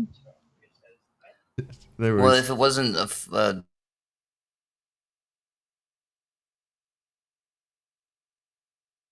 Hello? Are there any other questions? Is there a Phil on the panel? I keep saying his name, but I don't know if his mic's been opened yet. Let me see. Yes, his mic is open. How you doing, Phil? Can you hear us? You have to unmute yourself. No, he's not responding. Wow. Well, super busy Discord. People obviously very keen to you know ask what? questions. Most people are just like me. Like, I will be like, okay, yeah, I want to join this. Oh, What, wait, I drunk? need to make dinner first. And then What? you just go away for half an hour or more. And immediately, yeah, people address you, but you're away because you're like doing something else. So I think that tends to happen more often. You think most people are like you? You meaning drunk? I'm not that drunk. I would like to start with or end with the start point, which is that the dividing by zero thing and coming up with infinity. I mean, that is the start and end of this, really. I remember when I first told you that, you kind of got pissed off. Did I? Yeah, I first told you that. You got a little irate. I don't remember that. How do you mean Yeah. got irate? How? I mean, in terms of I can only assume my own actions were that I was pissed off that they could actually say that. Yeah, that was more or less it. That it was out there for everyone to see. Everyone knows this. I mean, everyone that's in the vicinity of this information, they all know this. It's another one of those times. I mentioned it on the debate the other day in reference to something else, but often at the end of conversations with yourself or with Sleeping Warrior, at the end, the conclusion is, so they just made this shit up. And that's the Yes. case here. They just made it up. So they just say, divide by zero, you get everything. Zero volume can contain everything. And you're like, what? This makes absolutely no sense whatsoever. If you've got a zero volume container, you haven't even got a very small space to put anything. You don't have a container at all. You've got zero volume. So what do you get from having no space to put anything in the first instance? Everything. It's a bloody outrage. It's complete nonsense. Exactly. No, but they don't just make it up. They do kind of strictly presuppose and then build honestly based on those presuppositional assumptions. And make it mathematically they work. hide it. Well, mathematically work, that doesn't mean anything. Of course it doesn't. But Yeah, because that's just what they do. Right. And there's there's a barrier to entry, right? Because you have a bunch of astrophysicists are posting tensor equations, and you're not going to get any questions if you don't have any acumen in that area, right? They can do anything with with differential geometry, right? Differential equations, tensor equations, calculus. No one's going to know. Who's going to know, right? They could just come up with anything, and people are so like, oh, I don't even want to deal with that. Yeah, we'll take it. That's true, right? Yeah, But it's totally right. it's nothing. It's a room. And we're going to discover another room next week. It's like it's all the walls have mirrors all over it, and then they put up a whole bunch of smoke in it, right?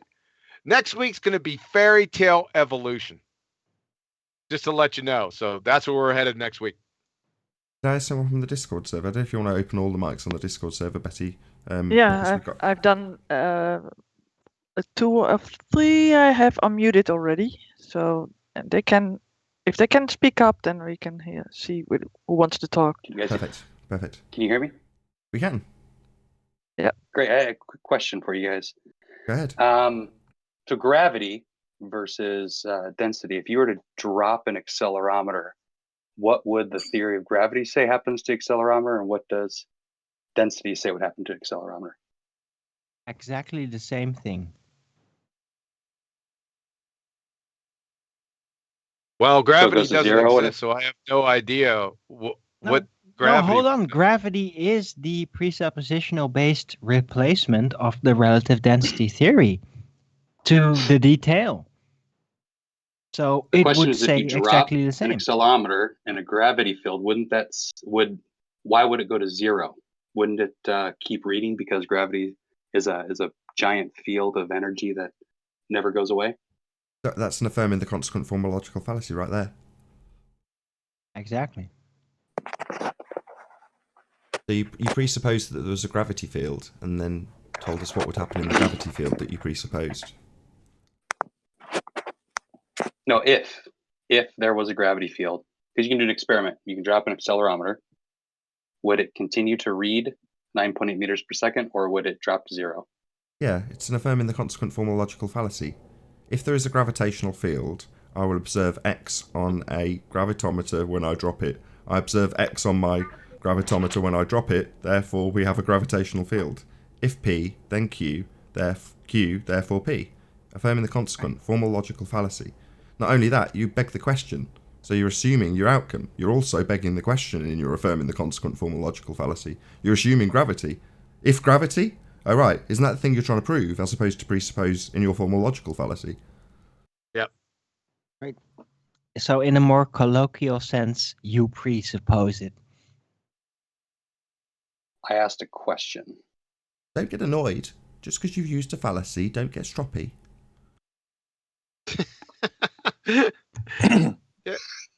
Yeah, just correct it. Come back with a better question. Your question's void.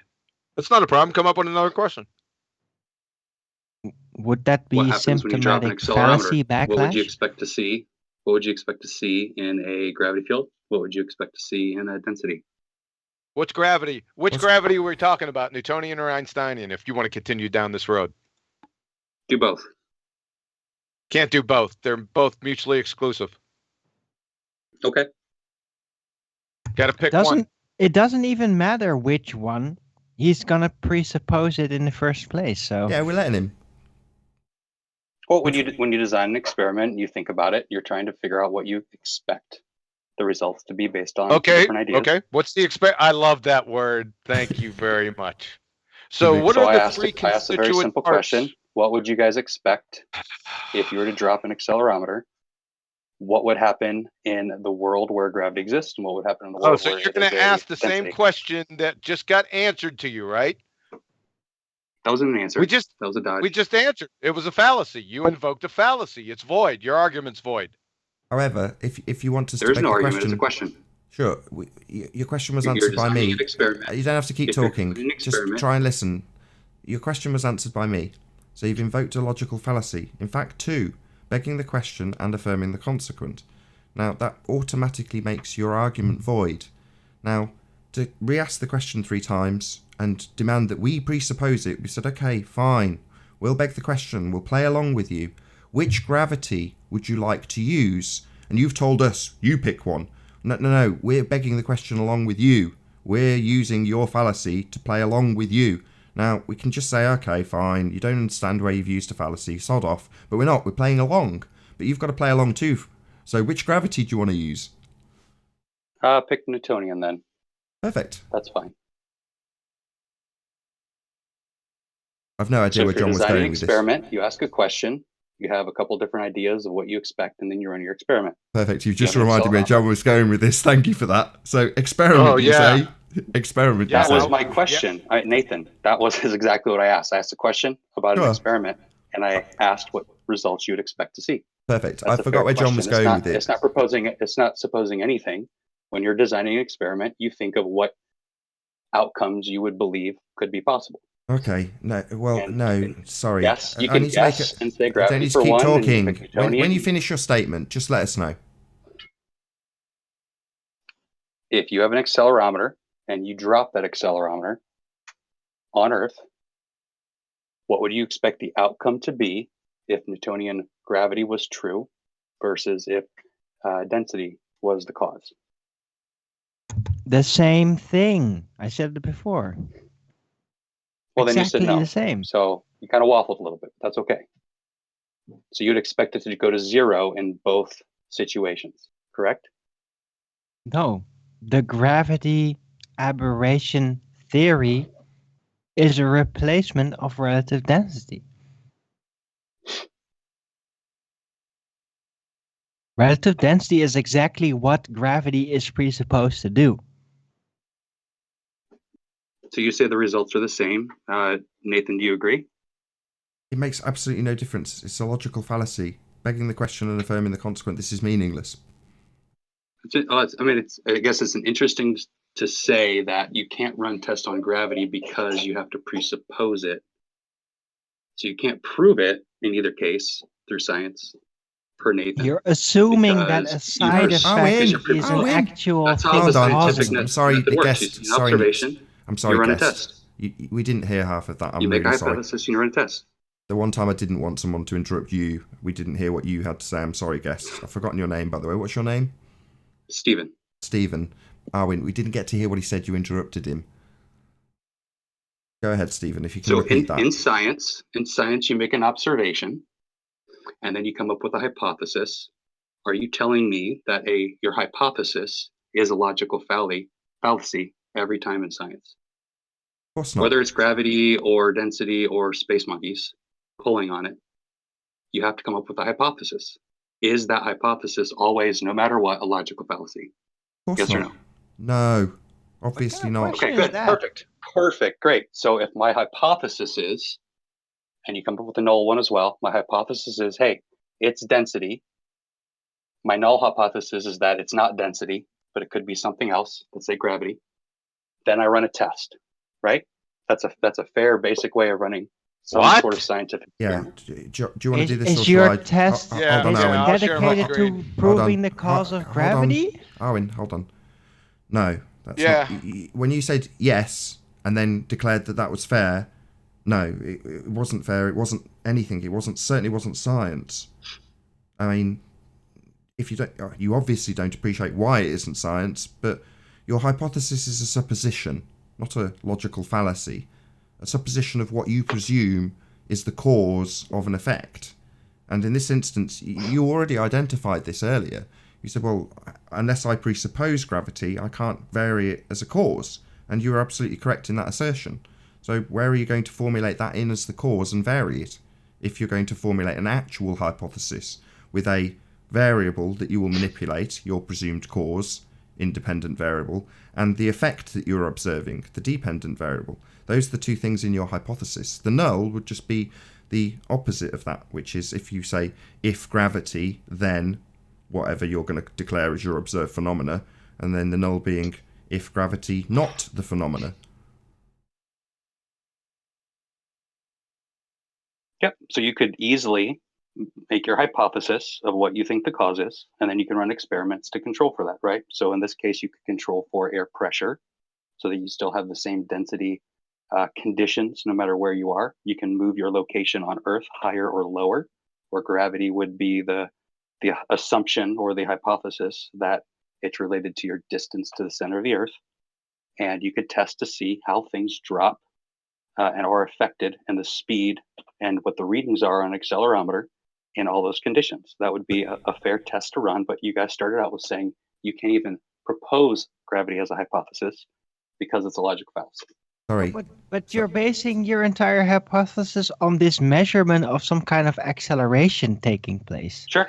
Yeah, that's Sorry, what the theory of gravity but- says. You can see gravity. I can pull up my Yeah, but phone. how does that actually prove the effect? Bear with me a second, It's just a Darwin. deduction-based analysis. Sorry, you said that you would vary your distance from the Earth and then Sure, see the yeah. effect. That's one way of testing. That's one way of I controlling just need you to say yes. a hypothesis or Yes, variable of okay, gravity. I yes. heard. I'm just confirming I heard correctly. So Yes. in your hypothesis, that which you vary is your presumed cause. Right. So you can pick gravity as the presumed cause and you can test for it. But Sorry. as you guys started out, you said I've got to you stop can't do you. that. I'm sorry if you You think can't I'm test being gravity. rude. I'm not. So I will state it again. You have stated that you will vary your distance from Earth. That is one proposed way of varying gravity as your Oh, variable. sorry, varying gravity or varying your distance from Earth. So we're not presupposing that we've got gravity. We are going to vary and manipulate that which we presume is the cause of the effect. Now, whether or not you think that the effect is gravity or the cause is gravity is irrelevant when you presuppose it and then vary your distance. Not gravity, but distance. Do you understand? Gravity, the theory of gravity has an equation that includes distance. Excuse me. Sorry, I've got to stop you again. Sorry, I need to interrupt you again. I'm very sorry. Sorry to interrupt. If you think I'm rude, I'm not. You're just mistaken again.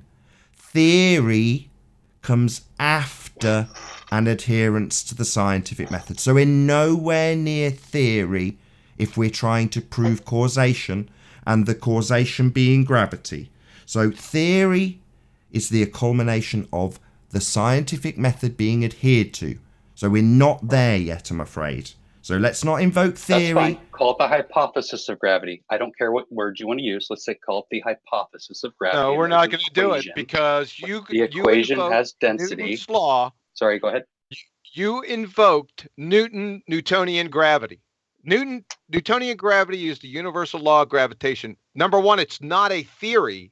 And number two, he feigned no hypothesis for gravity. So you're off the reservation already. And number three, the scientific community does not follow Newtonian gravity. They follow Einsteinian gravity, which is the bending of space-time. There's three. That is that you're changing the cause, not the equation. We have a general equation we can use that you can test. Excuse me. Sorry, we're not varying mathematics.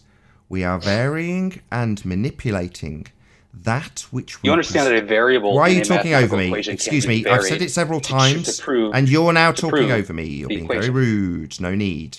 I'll try and... Each time I say it, and it's the same thing each time, I say it slightly slower. You don't seem to acknowledge what I say. You go to something else. In this case, mathematics. And tell us about the mathematics you will do. And I will say again, in a scientific experiment, you will vary the thing you think, that's your supposition, the hypothesis, causes the effect. So that's the thing you'll vary. It ipso facto is your cause if you vary it, and it does cause the effect. Now, you're not varying gravity in your example. You're varying distance from Earth. So you are in no way... Excuse me. Every time I get to my conclusion, you talk over me. Now, this might be troubling. We had Tim Osman on the other day. Shout out to Tim Osman. He will air on Sunday on the Flat Earth Debate, doing the same thing, which is when I come to the conclusion, he starts talking, because it is difficult for somebody with a fundamentalist religious belief in gravity to listen to me explain that you're not varying and manipulating gravity, but varying and manipulating something else. Usually mass. Or in this case, distance from Earth.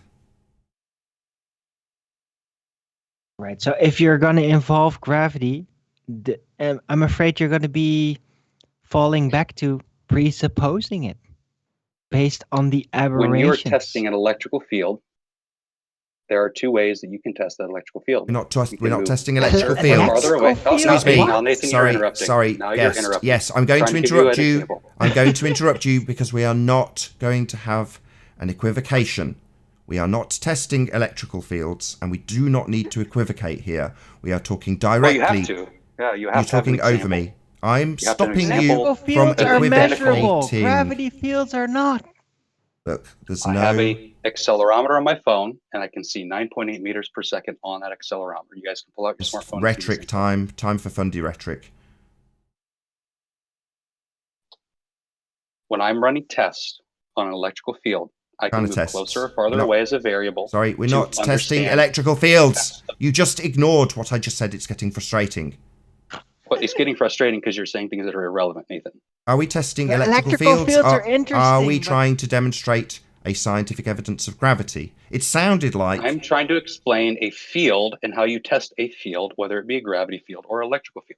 Sorry, we're trying to But you're presupposing the gravity field. The electrical field is I'm not actually presupposing measurable. anything. It's a hypothesis that you can run a test on. Whether or not you can run a test is the No, question. hold on. You're missing the point. Electrical fields are No worries. measurable. Let's Gravity put him out of his fields misery. are not. What are the three things you need in an experiment?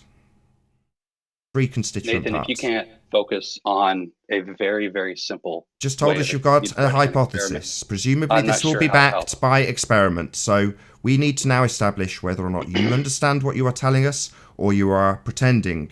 So tell me now, on the fly, what the 3 constituent parts of an experiment are. Nathan, I proposed an experiment. You are not listening to that experiment, and you didn't let me finish the explanation of the experiment. Before you explain what an experiment is, you need to go back to listen to me. Basics Listen. of science. I don't care. Is this an obfuscation because you can't do what's being requested of you? If you're going to tell me what You can't do what you're being requested of. Stop Nathan, talking. you literally Sorry, Betty, ignored- right, can you mute him? Because he's just talking over me and not listening. So I'll try Already done. Yeah, good. So try and listen. If you're still talking into the muted mic line, fine. You are telling us what your experiment is.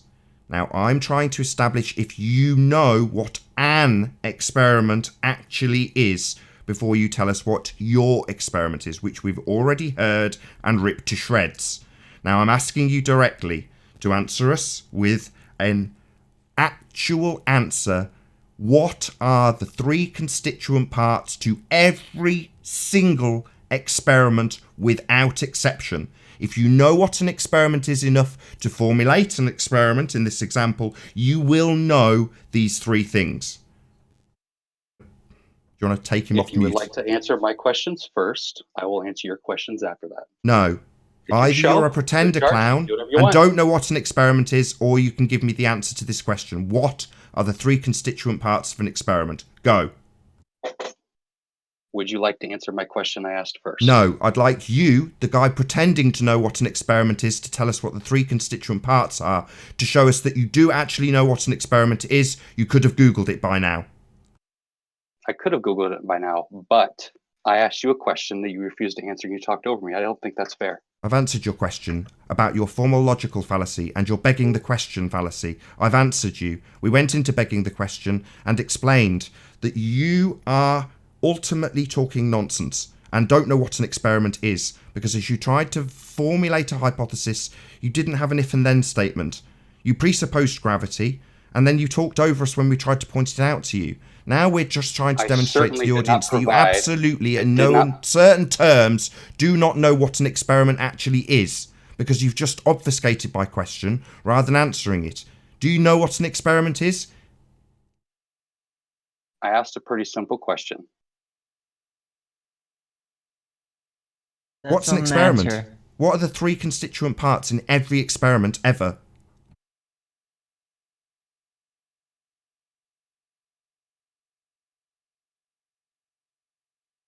Come on, prove your science skills. Come on.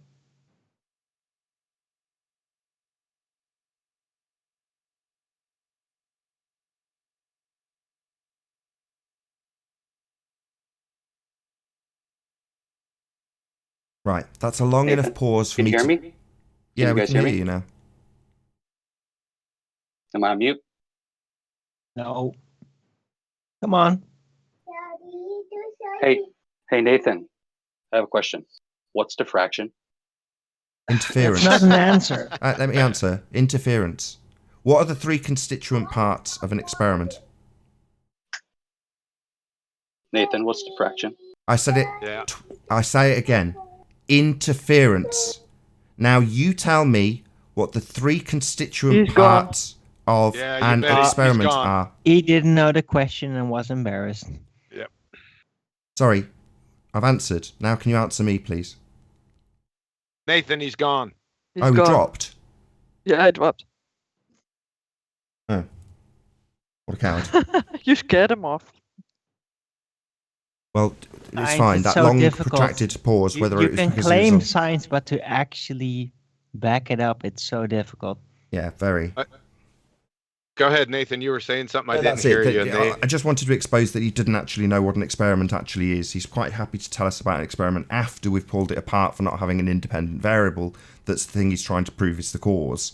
In this case, gravity. He's actually moving something further away. That's his independent variable. It's not gravity. He doesn't have a proof of gravity. There is no science for gravity. No one will come on here and prove scientific evidence of gravity. There isn't any. Simple as that. You know, he failed as soon as he chose Newtonian because it's not the current rhetoric. We're currently in the Einsteinian age of bullshit gravity rather than the Cavendish age of gravity. Nevertheless, it was a complete total fail, but, ultimately speaking, these pretender clowns will always come and claim they have an experiment. It's a magic word used by pretender clowns. Same as hypothesis.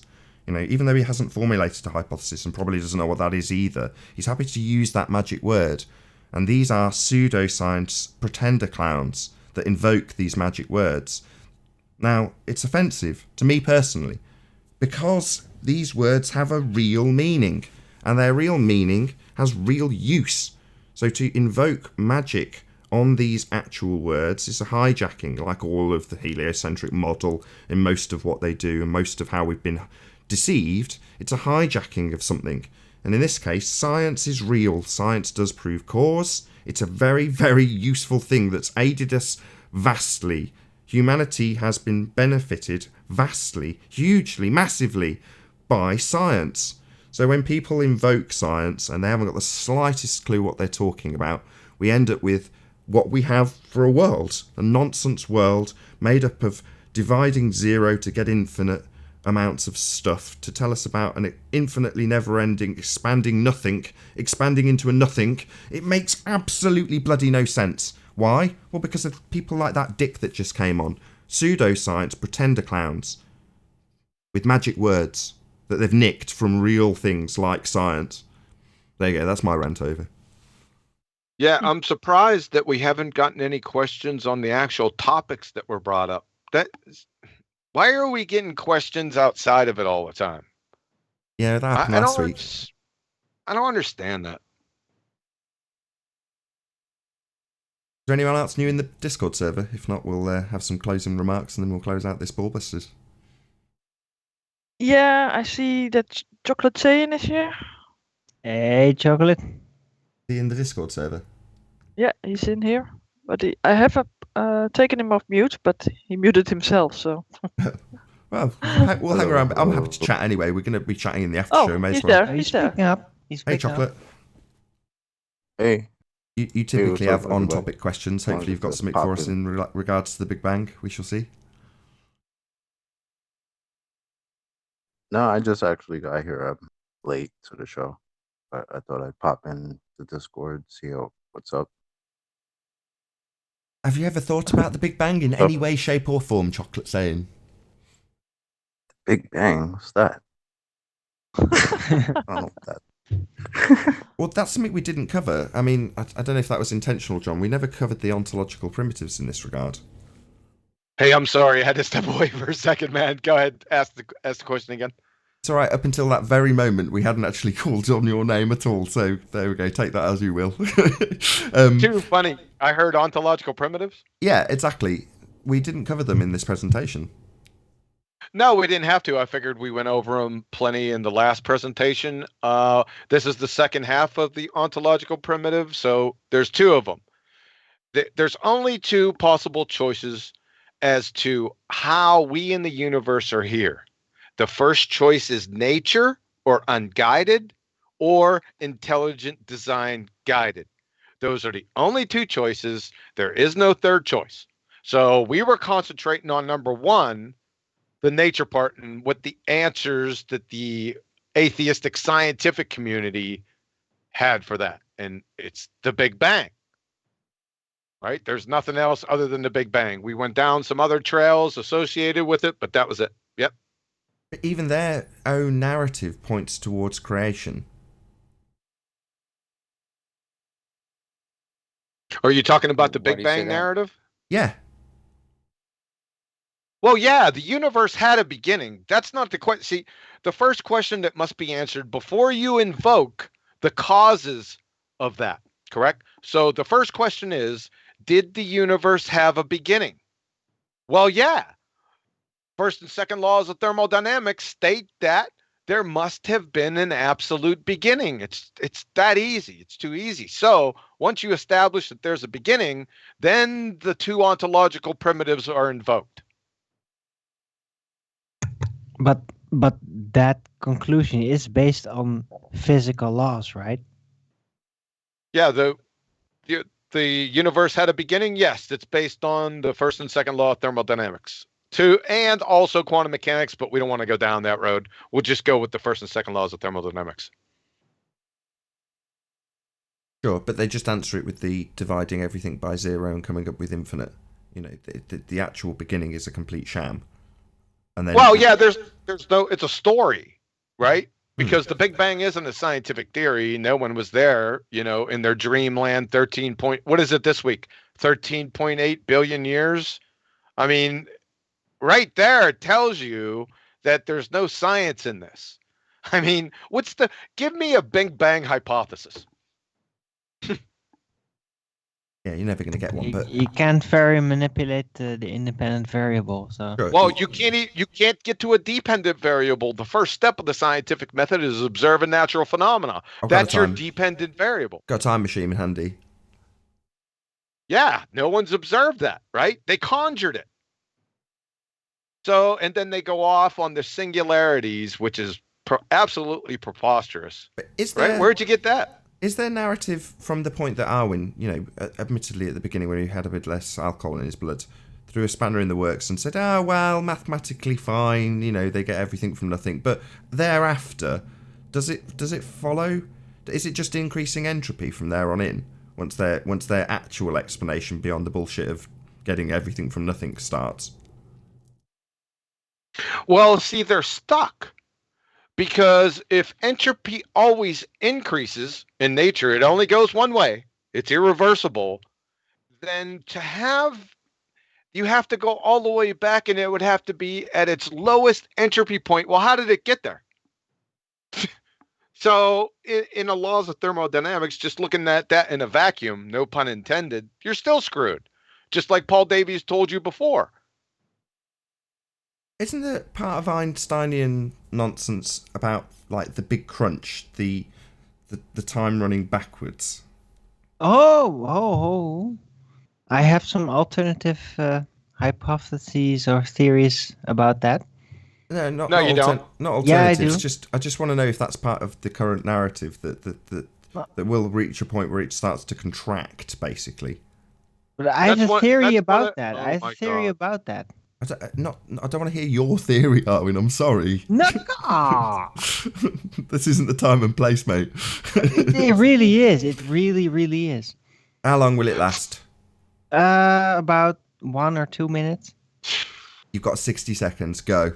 Okay. Right. So, if the space within which the universe is present, all of it, is looping, then perhaps if everything would be expanding, because of the loop, it will eventually all return back to like a critical point. It will, because of the loop, it will all return to the same point eventually, because it will always go in every direction. It eventually will return to the same point of origin, technically, if the space is confined and looping. So maybe that way the crunch will eventually come into being again. Oh, you only took 45 seconds. I'd just like to say at this point that not all views expressed on this show are the views of Nathan Oakley, 1980. I think I've heard his theory before, though. I've heard it described differently, but same thing with entropy. Entropy allows for every possible, like the combination of where everything's at, and of course it's going to grow more disordered. But I think what he's saying is that at one point, the random assortion of elements in the whole universe were all in one point. And I guess if you let enough time pass, eventually that'll happen again, is what Arwin is saying, I think. So is that part of the current Einsteinian narrative that there'll be a contraction eventually? Am I right in that? Or is that just something off of...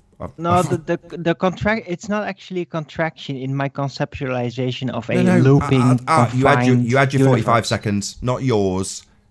in the current narrative... Well, I have 5 more seconds. No, it doesn't work like that. Naughty. Could I just get an answer? Have I just imagined that? I just don't want that left out there hanging in the live show.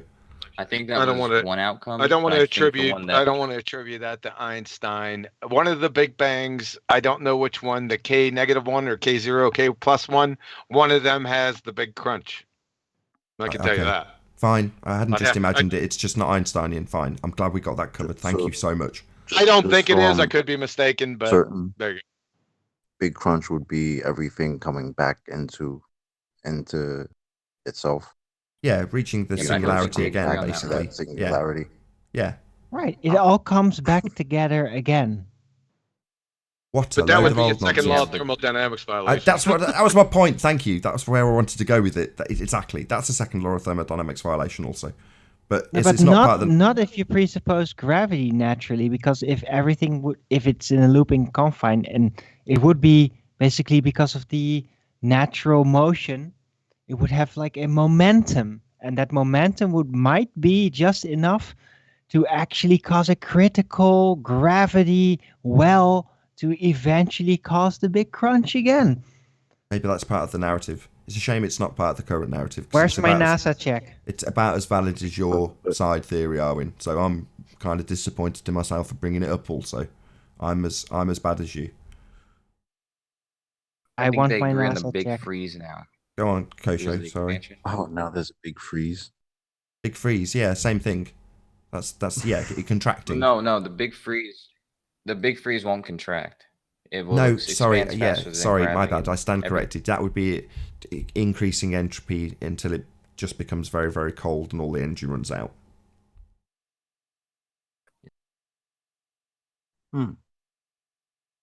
So we got the Big Bang, the Big Freeze, the Big Crunch. One of the questions, Kosho, on the show was about what's it expanding into? Right, that's a question that nobody can answer, but to be honest, it might not need to have an answer.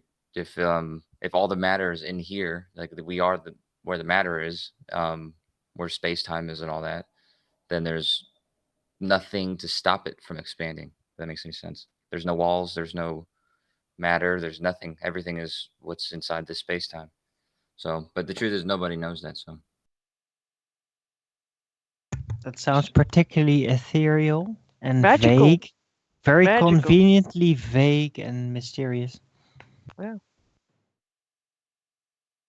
Another infinite Well, we keep regress searching. theory. So wait, but currently the universe is supposedly expanding, right? Is that you, Chocolate? Which means what? Yeah. The bendy Yeah. space time is allowing Chocolate. that to happen. Ah, we've got Is the that radio. chocolate? We got the Yes, radio it is. chocolate. We got the radio chocolate. Yes. Oh man, this is excellent.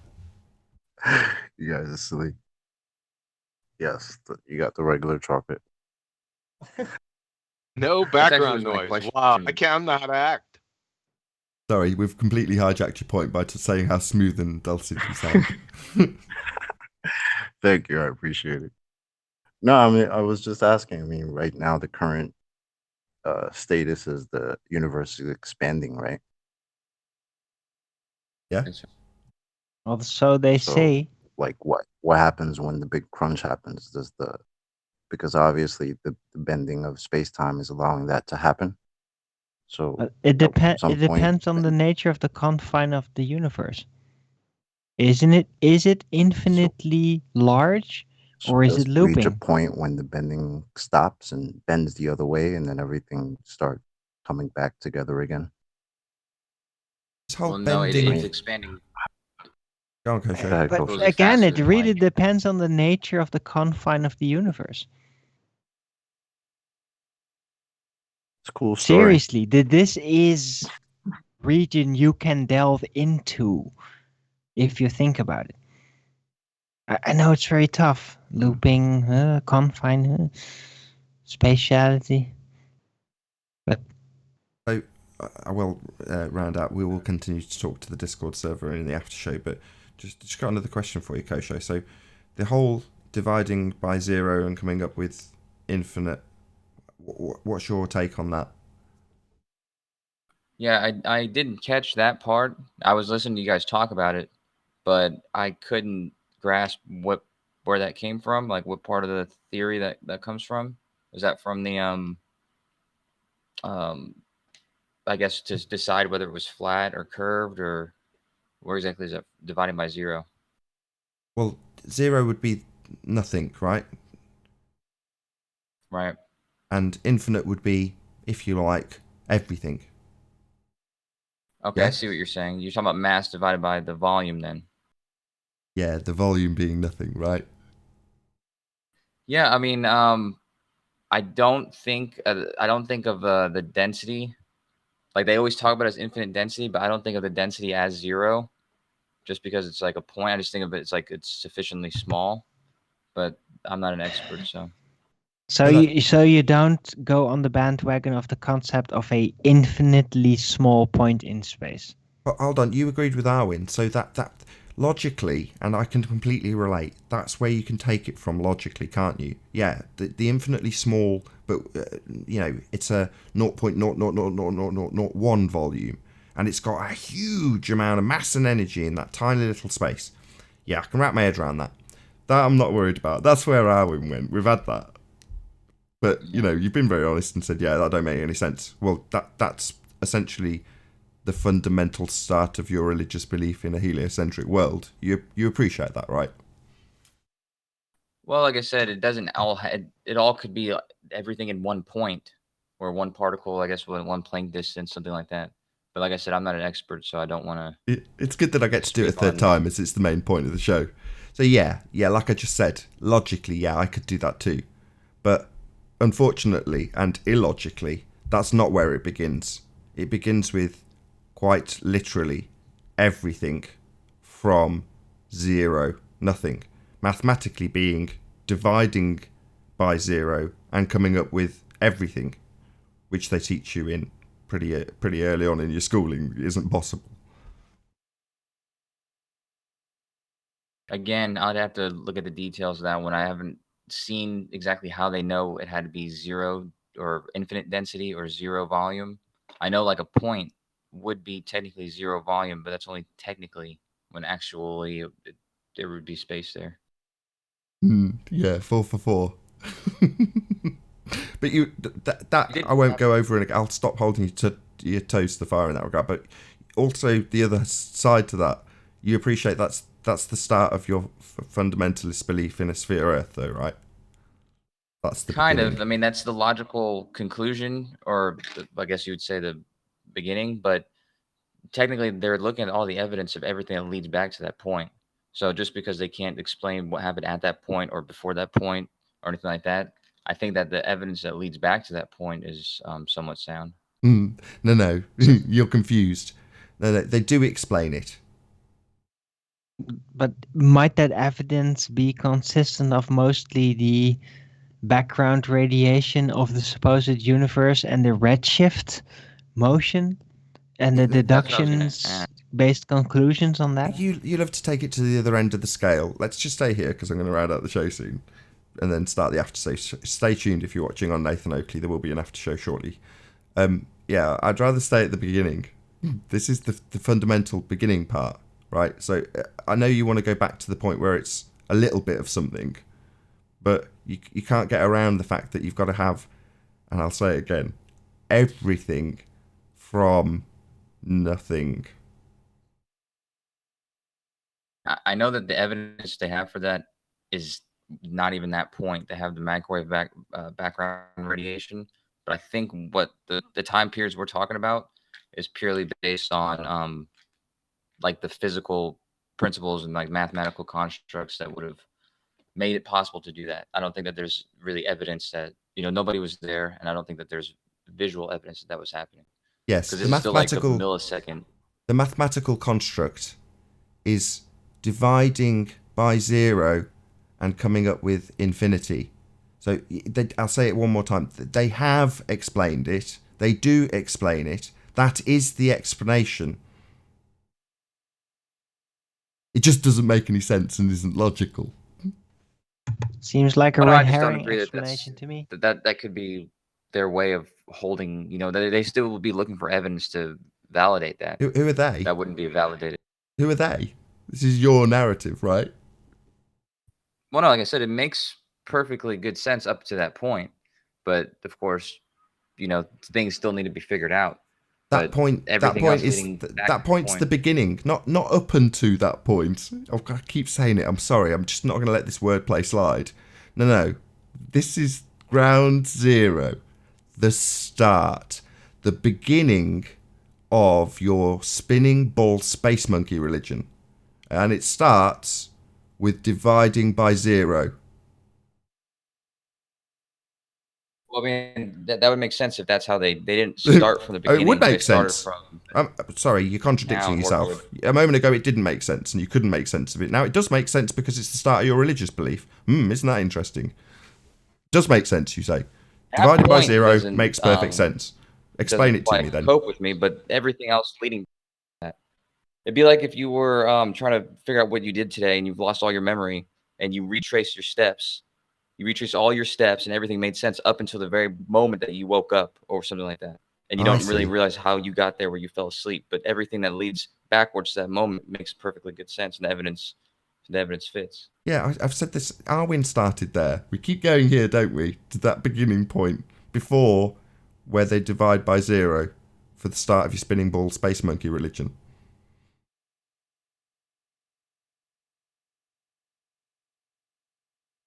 Like I said, nobody claims to have that answer. I know you guys said that someone does, but I don't think that anybody would say that they were 100% sure that that's exactly how it began.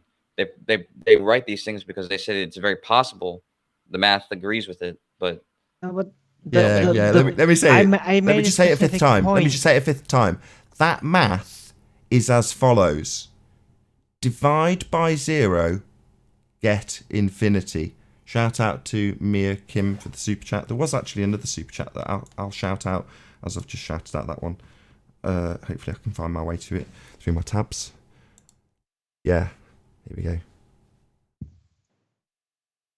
Been several super chats. James Mays, Deefa Nasser, and Daniel Field. Thank you very much, all of you, for the super chats. Really appreciate it. I will round out the live show very, very shortly. So yes, they do have maths for it. That's what we're covering. Right, and in maths, infinity is technically a possibility. It's something you can deal with, that is defined even. But in the real physical world, infinity is not part of the equation, so to speak. So, yeah, infinitely small can't exist, can never have existed. Physically impossible. It's only mathematically possible. I'm reading right now because I've never heard the way you guys said it. I've never heard that before with the infinities and the zeros. But I'm reading a book I have here, and it just describes the moments after the Big Bang, like the moments. Yeah. We keep doing this, don't we? I don't want to hear about the moment after, right? So answer me this, Kosho. Was it all created, or did it all just come from nothing? Like I said, that's another question that nobody would have the answer to. Yeah, they do. One thing's for you sure keep saying that. They do. Rules. They do. Mathematically, I'll describe it for you. Divide by zero, get everything. Everything from nothing, essentially. They do. They explain it. That's the explanation. That's the mathematics. I'm reading it here. I don't see anything about, something smaller than zero volume. And I don't see anything as large as infinity. But yeah, we'd agree. It's a nonsense, isn't it, Kosho? Everything. Well, I mean, from nothing. yeah. It's why would based they? on the singularity. It's based on the singularity. The Big Bang singularity or black hole singularities, they divide by zero. Zero volume. I see something here that says common knowledge. Something larger. Well, I mean, it's not really, because I've never heard that before. It wouldn't have jive with me. Oh, you never heard the idea that everything came from something nothing? Larger than. Sorry, Kosho, you're distancing yourself from this. You've never heard of the idea that everything came from nothing? Wow, that surprises me. No, I've heard people say that, and I've corrected them. Oh, right. Do you want to know the maths for it? Why is this? Stop teasing him. Why is this struggling to process? Yeah, I'm reading it right now, and this doesn't say it. I'm gonna get a hand. I'm gonna round the show out. Well, You're gonna probably have a because he whole lot of regards this people as to one of the correct, 'cause lesser I've been hearing that developed for a long time. foundations of his So, religious belief. better get on that. Oh dear. Right, let's get a grip. Right, I'm going to say a huge thank you to all of the Discord panel, first of all. So thank you very much. We will continue to chat to you after the show's over. But does anybody in the BALLBUSTERS panel want to add anything before I thank you all for doing this and round out and say goodbye to the live audience? The Earth is flat. Thank you. We'll go to Betty next.